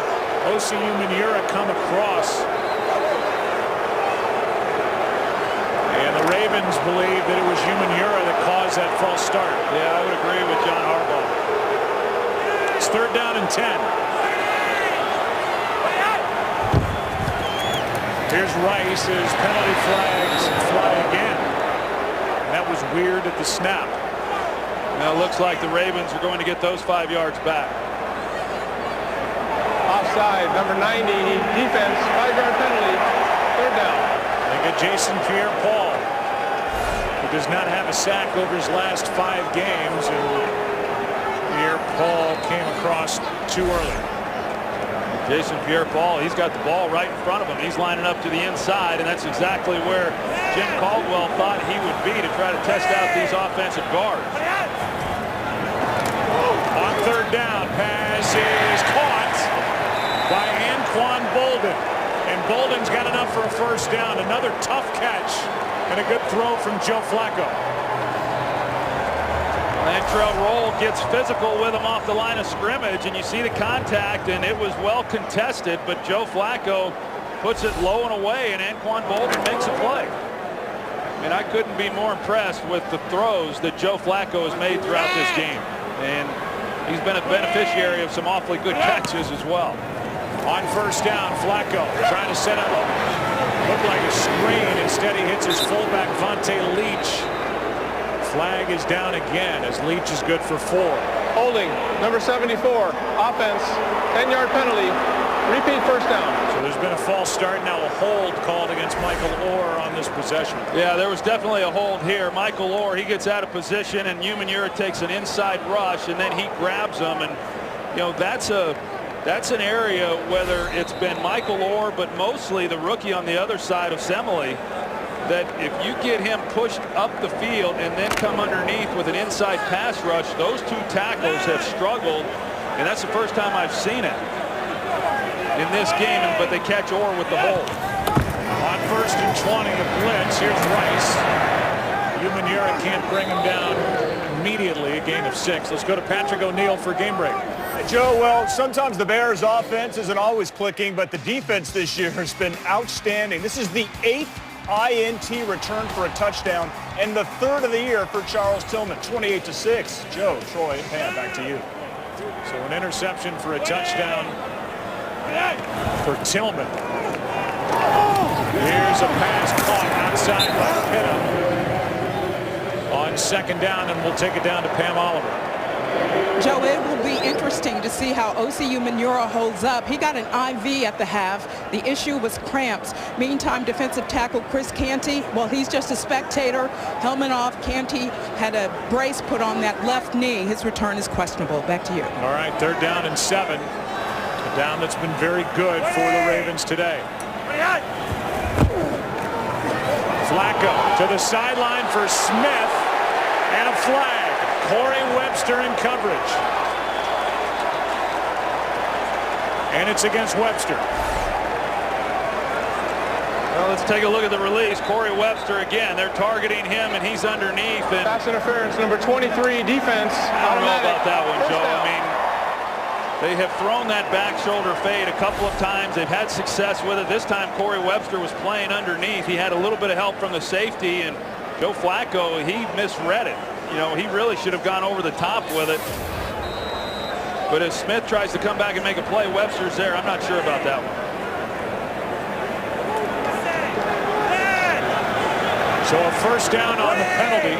17-yard penalty against Webster. Jacoby Jones trying to get a block on the edge. Flag is down as Jones picks up about 9.5. But a flag down. Personal foul, chop block, number 74, offense. 15-yard penalty. Remains first down. That's the third penalty on this possession against Michael Orr. Well, the left guard, Ja Reed, you're going to see right here on the end that they felt that Ja Reed was engaged with Matthias Kiwanuka, and then you cannot then go low on him. Ray Rice throwing a block downfield, takes the legs out from under Jaron Hosley. And Michael Orr, you can see his frustration coming back to the huddle. It's now 1st and 25. Most personal fouls in the NFL called against the Ravens. Here's Rice. Linval Joseph is there. Rocky Bernard as well. No gain. This has been it's been a pretty wild possession right here for Baltimore. I mean, with all the penalties that have been thrown, every time I look up, it's 1st or 2nd in a mile. And they've been able to overcome it. They had the penalty on Webster that gave them the first down, but then the penalty on Orr put them in another long down situation. You can see the Ravens have run twice as many plays as the Giants have. Here's Rice. Rice out across the 35, gets 5 yards, so third down coming up. But even with all this back and forth, the clock continues to wind, and there's under 8 minutes to go in the third quarter. Barry Fuel, the defensive coordinator for the Giants. It's third down and 20. Vontae Leach limps off the field.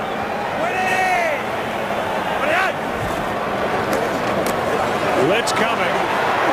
Flacco steps up, throws. That's for Pitta.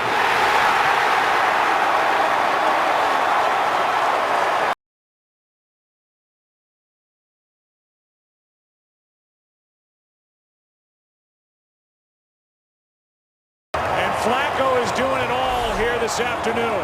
It's amazing. Joe Flacco, he's able to keep the play alive. He doesn't get pressure in the middle, and he's able to step up. And you see, he finds Pitta, and again, Webster down the field in defense, unable to locate the ball. Get up and snap it in a hurry. Pierce will pick up one. Linval Joseph on the stop, and let's go back to that conversion on 3rd and 20. Yeah, once he starts scrambling around, then you see the receivers, they're just trying to find an open lane, and Webster keeps playing the receiver, and then once he feels that that receiver's looking for the ball, he then turns and tries to locate it, and for the most part, he's been unable to do so. 36 yards, another big play for this Ravens offense. They've got 6 of them. End zone. Smith broke it up, and this time Webster's good enough. Boy, every time Flacco drops back, he's looking for number 23 of the Giants. Well, as he should be, because they've had a lot of success against him in this game, and even that one, it looked like Torrey Smith had an opportunity there to make a play. Just at the very end, Webster gets enough of the arm to knock it loose. They've thrown at Corey Webster 12 times. Third down and 9. Flacco passes, caught! Another diving catch, Anquan Boldin. That was another great throw by Joe Flacco. He put that ball out perfectly to give his guy an opportunity to make a play. And that guy, Anquan Boldin, another 3rd and long, a conversion of 16 yards. They love it here in Baltimore. This is about as bad a performance as the Giants could have even dreamed about coming into this game, a game they need. Flacco to the end zone, pass broken up. Webster's out there defending Rice. On this drive alone, the Ravens have converted on 3rd and 4, 3rd and 20, 3rd and 9. They converted on 3rd and 7. It was wiped out by a pass interference. They cannot defensively get off the field against Joe Flacco. No, the Ravens are keeping the ball and they're moving the ball down the field and now are in a position to come away with even more points. And as bad as last week was, Tom Coughlin didn't think it could get any worse, but it sure has. 2nd and goal. Flacco has a man, Smith, and Smith is wrestled to the ground by Webster. Good for 8. How about if you're Corey Webster out there and you just know every single snap, if they're going to throw it, then you're the guy that they're targeting, and that's a lonely feeling out there when you're not able to do anything about it. Ball is at the 3. No pressure by this Giants defense on Joe Flacco. And when there has been some, he's been able to elude the rush and make a play. 3rd down and goal. Pass is incomplete off the hands of Pitta. Now it's 4th down. The field goal unit will come on for the Ravens. Again, only 3 divisional races were still alive at the start of the day. The NFC East, the AFC North, and the Ravens trying to end that suspense here against the Giants in the NFC West. San Francisco leading Seattle by a game and a half, and they played tonight in Seattle. 21-yard try. Rookies missed only twice all year. And today has hit from 23 and 21. It is a 20-point game in Baltimore with the Ravens on top. That last drive was the longest drive of the season with regard to plays and time for the Ravens. 16 plays. The Giants offensively have run only 25 plays the entire game. And they're down by 20 with 5:18 left here in the 3rd quarter. Tucker to kick it. Wilson waits for it. From inside the 5. David Wilson out across the 25.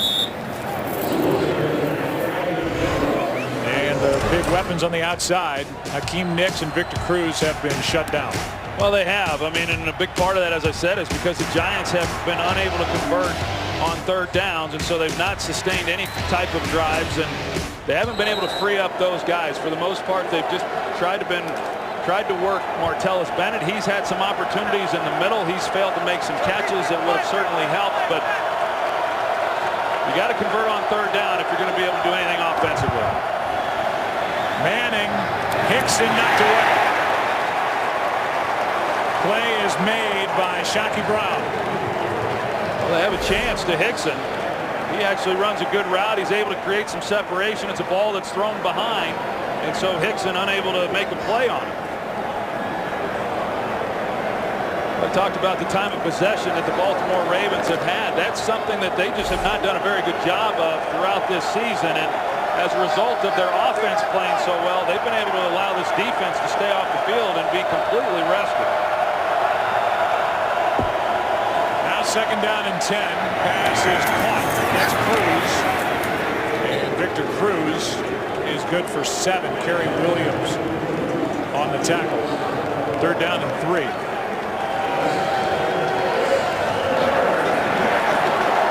Have not converted a 3rd down yet. And it's been an uninspiring effort by the Giants on both sides of the ball to this point.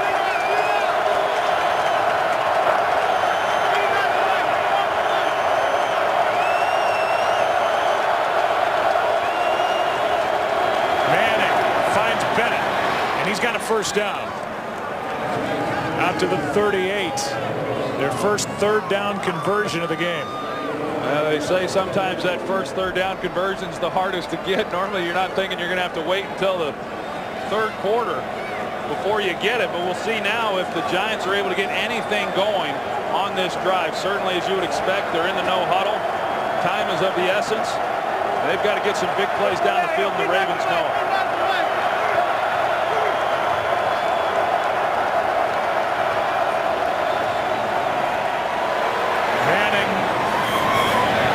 Shoots Victor Cruz. I said it a little bit earlier, Joe, but in visiting with John Harbaugh, he was very confident. He just, as a matter of fact, said, hey, if we don't give up big plays, then we don't feel that the Giants will score many points. And that really has been the case. The one big play they had was to Ruben Randle. That set up the one touchdown. And other than that, they've not been able to get the ball down the field, and they haven't been able to convert. And as a result, they've got only 7 points. That is the only play of the game for over 20 yards by the Giants. 2nd and 10. Play clock. And now the Giants have to use a timeout. Just standing around and trying to get a play called. Manning let the play clock wind down. Has to take a timeout. 2nd and 10 when we come back.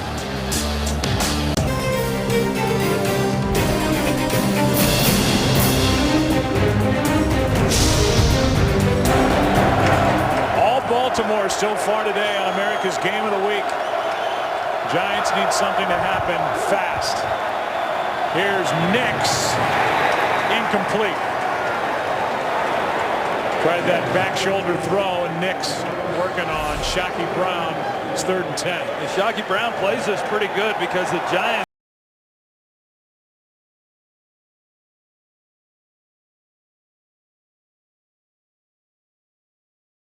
make a play on it. Nix comes out. Bothered by foot and knee problems all year.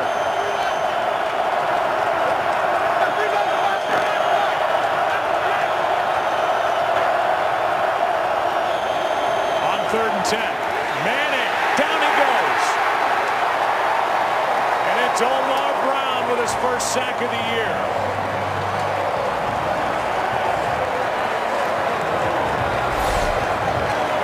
You see Omar Brown, he comes. Initially, Ahmad Bradshaw looks like he's going to pick him up. He feels threatened to the inside, so he starts to take the inside pressure and just completely turns Brown then loose. Eli Manning expecting it to be protected. And clearly it wasn't. It looked to me like Ahmad Bradshaw, he made the mistake on the play. 3rd Baltimore sack of the day. Jacoby Jones from inside the 20. Across the 25. That's it. 10-yard return after a 54-yard punt. Juan Williams on the stop on January 4th. That's Friday. One of the best bowl games of the year is right here on Fox. Johnny Manziel, the Heisman Trophy winner, leads Texas A&M against the Sooners. AT&T Cotton Bowl Classic, January 4th, only on Fox. Ravens have it. Up by 20 here in Baltimore.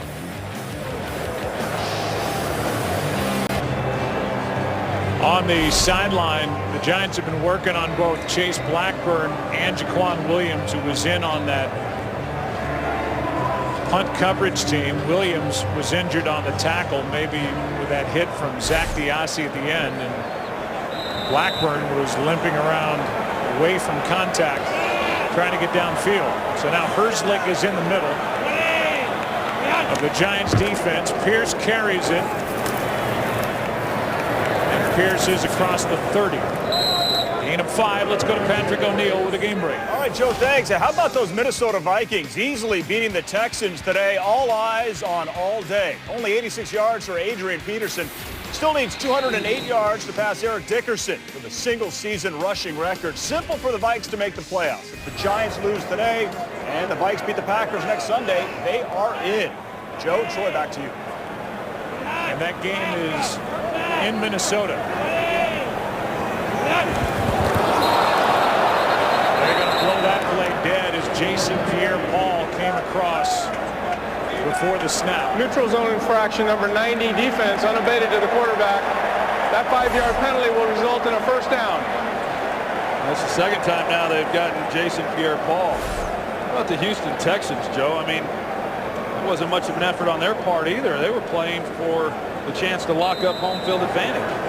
Now they're 12-3. Denver, they're playing right now. They could go to 12-3. New England won their 11-4, so that's definitely not finalized in the AFC. Pierce gets it again. And on first down, Bernard gets 5. Call ** NFL to download NFL Mobile for only $5 all month long. In case you're just tuning into this game, you think somebody's put on the tape of Super Bowl 35.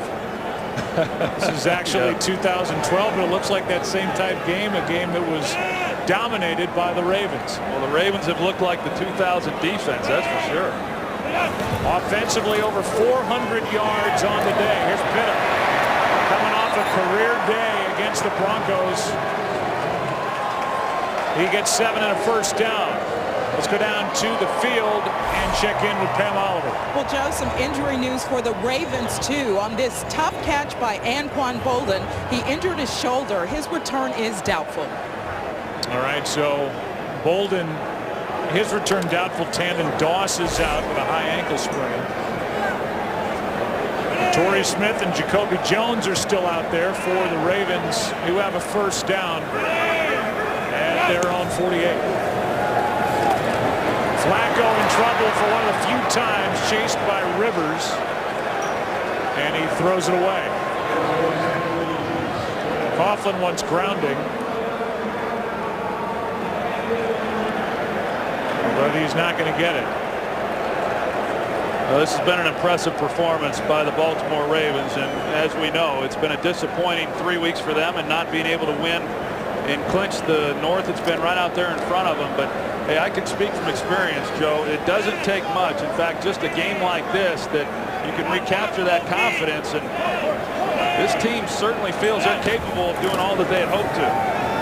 Here's Pierce on second down. Pierce over the right side gets 3. Meanwhile, there was a chance that Ray Lewis, the 12-time Pro Bowl inside linebacker and 2-time Defensive Player of the Year, could come back in this game. But with a win here, the Ravens will guarantee themselves another home game in the playoffs by winning the North, and that's the carrot out there for Ray Lewis to get back for the postseason. Yeah, they'll get to rest him another week next week, which will only help them, and they miss him out there. I mean, as Ed Reed said, he's the engine for that defensive unit. On third down, here's Rice out of the backfield. Another conversion. And this Giants defense is just getting ripped apart. Stevie Brown on the stop. A 17-yard pickup, and that is how the third quarter will come to an end. Great on third down today are the Baltimore Ravens, and Ray Rice having a nice game. 27-7 after 3. Back after this from your local Fox station. Another bad day for the Giants on the heels of their shutout at Atlanta. The Ravens offense is clicking. It's been clicking from the start. Their first possession was a 14-play drive. Here's Ray Rice over the right side. He gets 5 yards. Well, I know coming into this game, John Harbaugh had said that they felt that they had gotten the ball to Ray Rice, when they had the opportunities, even though that had been a criticism. And whether fair or unfair, I do know this, Joe. Good things happen when he has the ball in his hands, whether that's from the backfield as a runner or as a receiver. He's had himself a nice afternoon. Including the playoffs, Troy, the Ravens, when Ray Rice touches the ball 20 or more times, are 24-5. Here's Rice again. He's about a yard shy of a first down. When he touches it for fewer than 20 times, they're only 8 games over the 500 mark. He's got 25 touches today, and they are well on their way to win number 10 on the season and an AFC North title. It's third down and 1.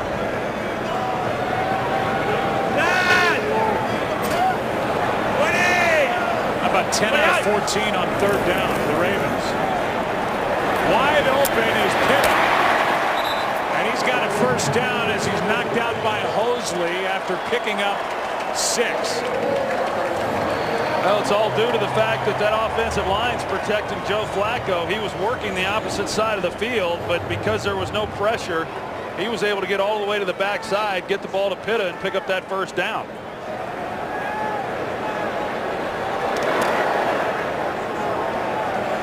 Giants are on their way to their lowest output offensively of the season. Ray Rice. And really, Troy, Ray Rice is the prototypical guy now in the NFL, the kind of player everybody's looking for. You can split him out wide. He's a tremendous running back. He's not a big guy, but he's tough and strong. And with so much room on these offenses, he's the guy that everybody wants. Well, you're right. I mean, he's so good. He's a powerful guy, and as we've seen, I mean, a great runner, but he's excellent out of the backfield as a receiver. Last year led the NFL in yards from scrimmage. He's a tough guy and an outstanding football player. 2nd down and 5. Rice again. This time there's nowhere to go. Umanura was in there to make the stop. Now, how about if the Giants wake up tomorrow and they find out that they're still alive in the playoff race? And you know, the way that they came out here in this game today and what we've seen currently, I mean, it's just a team that doesn't look like they want to play into January. I mean, after the beating that they took last week against Atlanta, to still have an opportunity and not put forth a better effort than they have here this afternoon is really something. 4th drive of over 10 plays for the Ravens. Here's Rice. It's up to him to try and make something happen, and he won't. On 3rd down, he stopped Antrel Roll was there with Umanura. A loss of 3. It's 4th down, and the field goal unit will come on to try and make it a 23-point game. Well, the previous drive when they settled for a field goal, they took almost 8 minutes off the clock, and this is another drive that they've taken over 6 minutes off the clock. And so, yeah, they've methodically moved the ball down the field and haven't gotten touchdowns, but they've settled for field goals, and more importantly, they've run this time down. 30-yard try for Justin Tucker, who is 3 for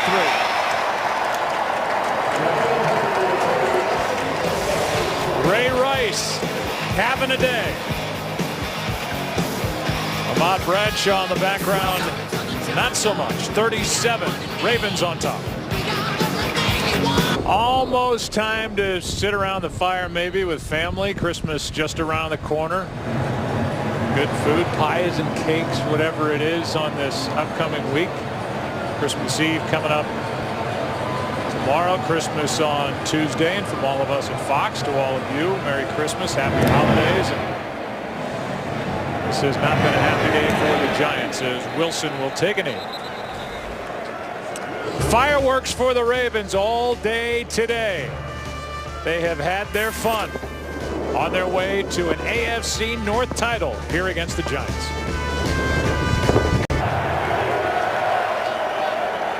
Fewest yards that the Giants offense have put up week 9 against Pittsburgh, 182.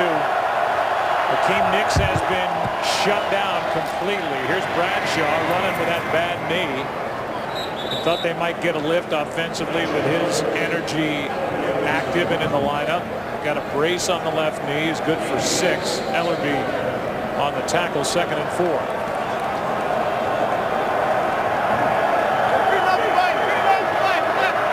Still a 3-score game. Manning has to step up, is going for Hickson, and the pass broken up. Jackie Brown was back there with Ed Reed. It'll be 3rd down. Another play where Dominic Hickson had gotten in behind Brown, and Eli, I know he's moving, but he's just unable to get anything on the ball to get it down the field. We've seen that a couple times in this ball game, and really we've seen it throughout the last several games. Normally the Giants were a team that would make you pay if you let a receiver get in behind your secondary, but the Giants just have not been able to do it as consistently. 3rd down and 4.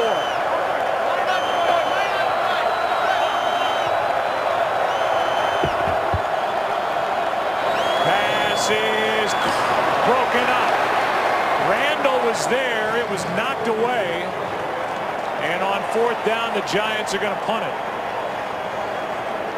Ruben Randle almost pulled that in with one arm after that initial effort at the catch.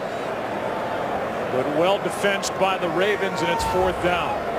Normally when there's a game like this, you can point to the offense not doing their part or the defense or one particular unit, and it's just been a collective effort by this Giants team. They've been awful in all 3 phases.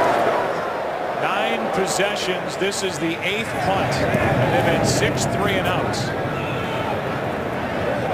So they can't do anything offensively. Defensively, it's been Flacco, Rice, Smith, Jones. Ravens having fun, up 23.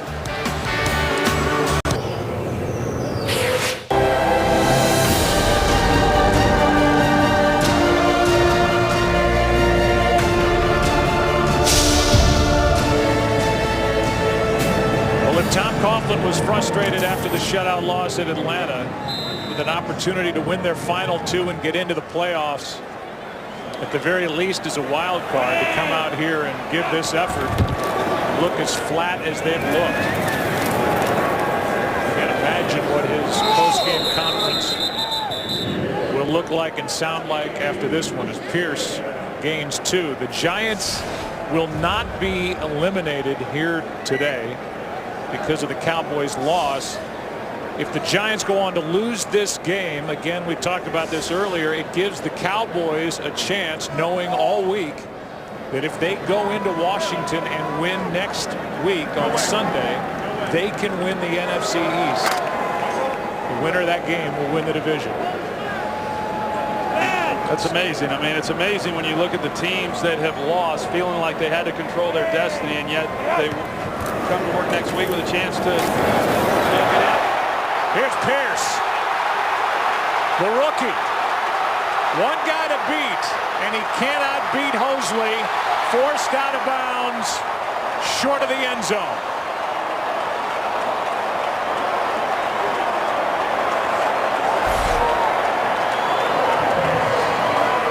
See the lead draw that they run. Vontae Leach, the fullback, he leads the way. They've got everybody up there anticipating run, and once you get beyond that initial surge, there's just nobody there. Bernard Pierce hits it. What a performance by this Ravens team. They marked him out at the 1.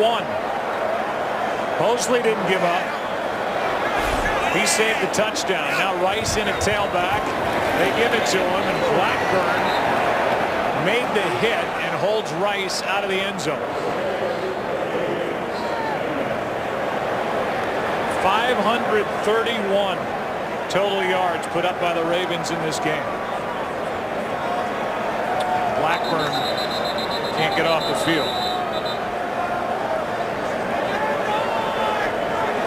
That was the longest rush of the season against the Giants, 78 yards by Pierce. And the longest rush of the season for Baltimore, and now just a yard away from, if this isn't already a blowout, adding to this lead. And you said it, I mean, the Ravens look like they could beat anybody the way they're playing right now. Well, they do, and they got to come back and do it next week, and then when they get on into the playoffs. But this has been, you know, obviously very, very impressive. They showed this kind of consistency and this explosiveness offensively early in the season, and then it kind of went away, and they would have spurts of it. But this is what they were hoping for when they made Jim Caldwell the offensive coordinator. Didn't happen last week, but this has just been a great team victory for this organization in every facet. Pierce put back in the game. Pierce gets it and comes up short again. Rivers on the stop. It'll be 3rd and goal. And I guess if you want to lob one compliment at the Giants, they're not rolling over on this 1st and goal from the 1. It's now 3rd down and goal, and we'll see if the Ravens continue to try and pound it in. Pierce still in a tailback. Flacco keeps it, and down he goes. Kiwanuka's there for the Giants, and they do get a defensive stop. Hosley saved the touchdown on the long run by Pierce of 78 yards. And then the Giants defense steps up and keeps the Ravens out of the end zone. Yeah, I don't know that there's going to be any real positives coming out of this game, but for the Giants defensively, who look like they've been sleepwalking ever since this game started, that was a good stop. 29-yard try by the place kicker, who's 3 for 3 on the day, Justin Tucker. Now 4 for 4, and it's 33-7. Under 7.5 to go. Ravens in charge really from the beginning. Touchdown, Torrey Smith. Flacco's going to air it out. What a catch! And Rice has got a touchdown. America's game of the week as the Giants have been outscored 67-7 over the last 2 games. And the Baltimore Ravens started with that 14-play drive to begin their day. And they have had long, sustained efforts against this Giants defense. And offensively, New York has been able to do very little. Only 1 touchdown on the day, and it belongs to Wilson, who will let this one go over his head. The drive will start at the 20. This February, NASCAR returns to Fox. The 55th running of the Great American Race. The world's best drivers compete for auto racing's greatest title, the Daytona 500, February 24th only, right here on Fox. Before the game, Joey Logano, Penske Racing, and the Sprint Cup champion, Brad Keselowski, who grew up in Michigan and grew up a Lions fan. Those 2 guys are teammates. And Lions made history last night with Calvin Johnson, but it's been a lost season for Detroit, the team that made the playoffs a year ago. Here's Manning throwing incomplete with Randall.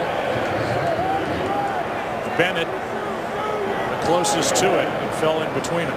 You know, coming into this game, Joe, I was thinking about the Giants. If they failed to make the playoffs, you know, what a disappointment that would be for them, considering some of the teams that they've beaten. You know, whether that's San Francisco or Green Bay, and you know, good wins. And I got to tell you, after watching this game tonight, they certainly haven't played like they deserve any chance to get into the playoffs yet. They'll still be alive, as you said, following this game. Bradshaw's ripped to the ground in the backfield by Nada. And that's what Bradshaw got. Nada back to the line, and it's 3rd down. It's been a long time since I've seen one team just dominate the game the way they have. I mean, I know Tom Coughlin felt like they got dominated pretty good in that loss last week, and they did, but this has been at a whole different level. 3rd down and 10. And they're coming after Eli. Pass is caught, and what a hit by Ed Reed, and a flag flies. Victor Cruz on the catch. Cruz is able to get back to his feet, and it looked like they threw the flag on that hit by Ed Reed. He got hit pretty good, Joe. I was surprised he got up as quickly as he did. Right into his chest. And there's some contact with the head. He comes in with the helmet, and it's clearly helmet-to-helmet contact.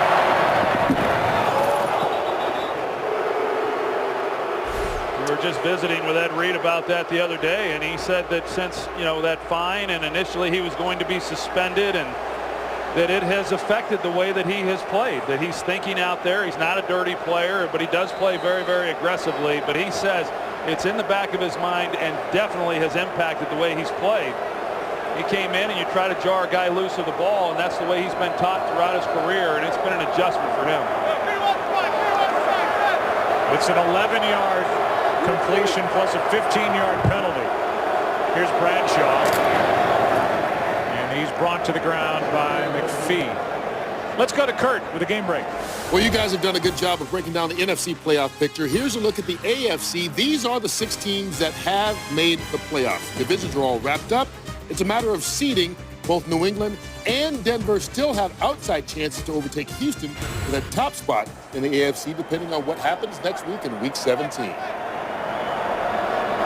Thanks, Kurt. That's all that's hanging out there in the AFC. A little more complicated in the NFC as Manning finds Jernigan underneath. Terrell Jernigan has a Giants first down.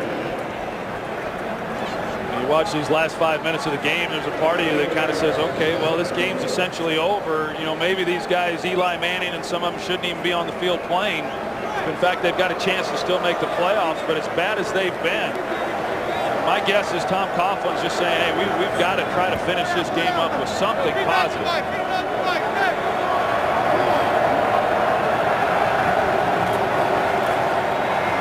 Manning steps up, gonna run, and slide short of a first down. Eli Manning, if he does not get one into the end zone the rest of this game through the air, it'll be his 4th game this season without a touchdown pass. He had only one of those all of last year, and he has been inconsistent along with this team.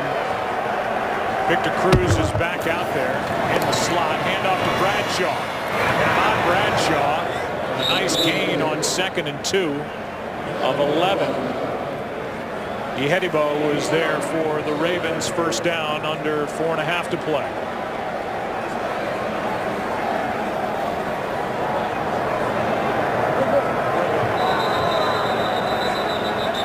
Timeout Ravens.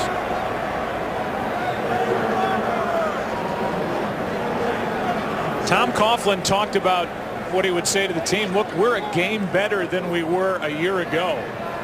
He was going to say that to the team last night when they were 7-7.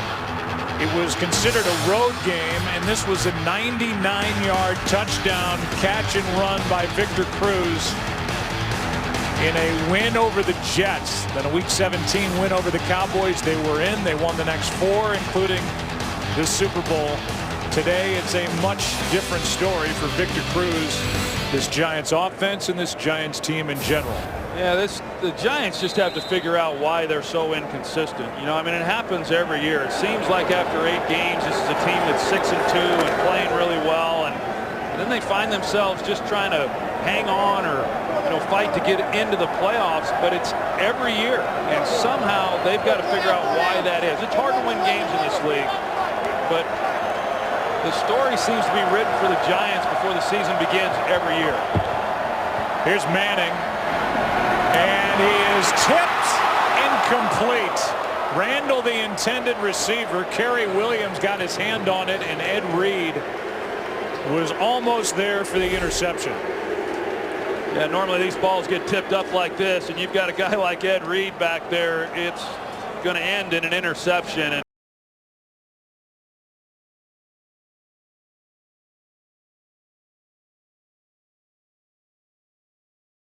defensively, because they are starting to get some guys back. They've played pretty well, really, since their bye week. They're starting to get healthier at just the right time. At least they get a guy like Ray Lewis coming back.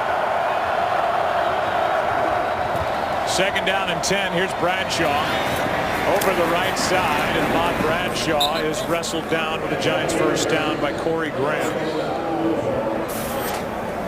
Take a look at the stats, and it's not a pretty picture for the Giants. It is awfully pretty for the Ravens. And for John Harbaugh, 5 years as head coach in the NFL, head coach of the Ravens, and 5 times in the playoffs. And they were really a drop pass away from going to the Super Bowl and facing the Giants last year when they almost got a road win at New England in the championship game. Manning to the end zone. The pass broken up. Ruben Randall, the intended target. Shockey Brown was there along with Ed Reed. Well, that's why, Joe, I think this game offensively for the Ravens was so important. I mean, yes, defensively they've been really good in this game, but this is a good defense. It's not a great defense, and that's really been the identity for this team for so long. And for them to ultimately do some damage in the postseason, I think it's going to be because of Joe Flacco and their ability to outscore people. And this was a good step in giving them the confidence to do that. Manning floats it to the end zone for a touchdown. Dominic Hickson. And Manning will end this day with at least one touchdown pass, and the Giants close the gap just a little bit. Dominic Hickson has been one of the few guys who's really done anything. He had a nice game last week, and he's been targeted a few times in this game, and he's able to secure this one for the touchdown. His second touchdown catch of the season. He's had a tough time staying healthy, but when he's healthy, he has the ability of making some eye-popping catches. With good hands. 33-14. Next week on Fox NFL Sunday, with playoff spots still up in the air, it's a Fox NFL Sunday doubleheader. Regular season comes to a close, full slate of games. The matchups and times are subject to change, so check your local listings for the games in your area. There are the matchups, but when they're played at this point, we don't know. And we also don't know which game will be the national game that night. But that said, the Giants will still have a chance at a playoff spot. And the NFC East, it looks like, is going to come down to that battle in Landover, Maryland, between the Cowboys and the Redskins. Yeah, what a scene that'll be there at FedEx Field, with the Washington Redskins with an opportunity to win the division, something they have not done since 1999. And if they are able to do that, and then to play a home playoff game, it's been a long time, I guess, since that 99 season that they've been able to do that as well. So they're excited there. And the Cowboys, after losing today in a tough overtime game to the Saints, to find themselves with a chance to win the division as well, they're pretty excited. You know, you keep waking up. The Giants now would have lost 5 out of their last 7, and to still have a chance is really something. That onside kick try is right into the gut of Corey Graham. So the Ravens will have it. And they will try and take time off the clock each side with 2 timeouts remaining. And Ray Rice will go out and try to get over the 100-yard mark on the day as Tyrod Taylor takes over at quarterback for Joe Flacco. Flacco will end his day 25 of 36, 309 yards, 2 touchdowns, no interceptions, and a lot of really good throws all afternoon and evening long. Here's Rice. Ray Rice pushes the pile forward inside the 35. We go to Kurt with a game break. Well, just a reminder that the top seed in the NFC, the Atlanta Falcons, second time in the last 3 seasons they've done that. The victory last night over Detroit. Trent home field advantage throughout the playoffs, so the road through the NFC will go through the Georgia Dome. Joe, Troy, Van. All right, so we know that, and that is a tough team to beat, the Atlanta Falcons in Atlanta. They're tough in Atlanta, and as Matt Ryan continues to play like he's played this year, you know, not a lot of people talking about his performance. He's been exceptional all year long. Anthony Allen in at tailback. He gets it, carries it for a first down. Ray Rice, Troy, is over 100 yards on the day. And that means that the Ravens now have 2 100-yard rushers in this same game. Pierce is at 123, and it's the second time that the Ravens have been able to boast 2 100-yard rushers in the same game, the last time in December of 2008 against the Cowboys, with McGahee and McClain. 2 minutes left. Ravens wrapping up the AFC North. Giants with another disappointing effort here on the road. 2 minutes left in this game, and it's kneel down time for the Ravens with Tyrod Taylor in at quarterback. Producer of today's game, Richie Zients. The director is Rich Russo. Thanks to Steve Horn, our editorial consultant in the booth. The associate directors, Jake Jolivet, Rich Gross, the broadcast associates, Bentley Elliott, Alex Olson. Technical producers, Dave Hill. Technical directors, Colby Bourgeois. The audio mixer, the best in the biz, Fred Aldis. Studio show is produced by Bill Richards, directed by Bob Levy, and my thanks to Ed Sfida, our statistician, Dave Schwalbe, our spotter in the booth, stage manager Chuck Dameyer here in Baltimore.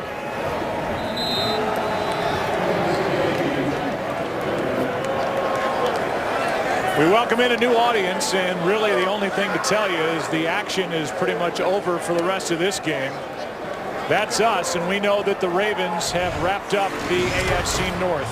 And Troy, for those that are just ducking into this game, this has been all Baltimore Ravens over the Giants today. Yeah, it sure has. I mean, after losing 3 in a row, they wanted to come out here today in front of their home crowd and wrap up the division, and they have made it look easy. And it's anything but. It's hard to win 10 games in this league in a season, and yet the Ravens have done it once again. Last week, Joe Flacco said after losing their 3rd in a row, he felt like they were 0-14. Well, he doesn't feel that way today, and he's a big reason why they won. Just an outstanding performance on his part. And he's a guy without a contract beyond this season. They could franchise tag him going into next year, but a player who's been with that man, John Harbaugh, as head coach all 5 years. He started every game since he was drafted in the 1st round out of Delaware back in 2008. He got this team to the playoffs in his 1st season. He's gotten them to the playoffs the 4 years after that as well, including here this year as AFC North champions and their 2nd straight divisional title. We'll take a break and come back here before the OT.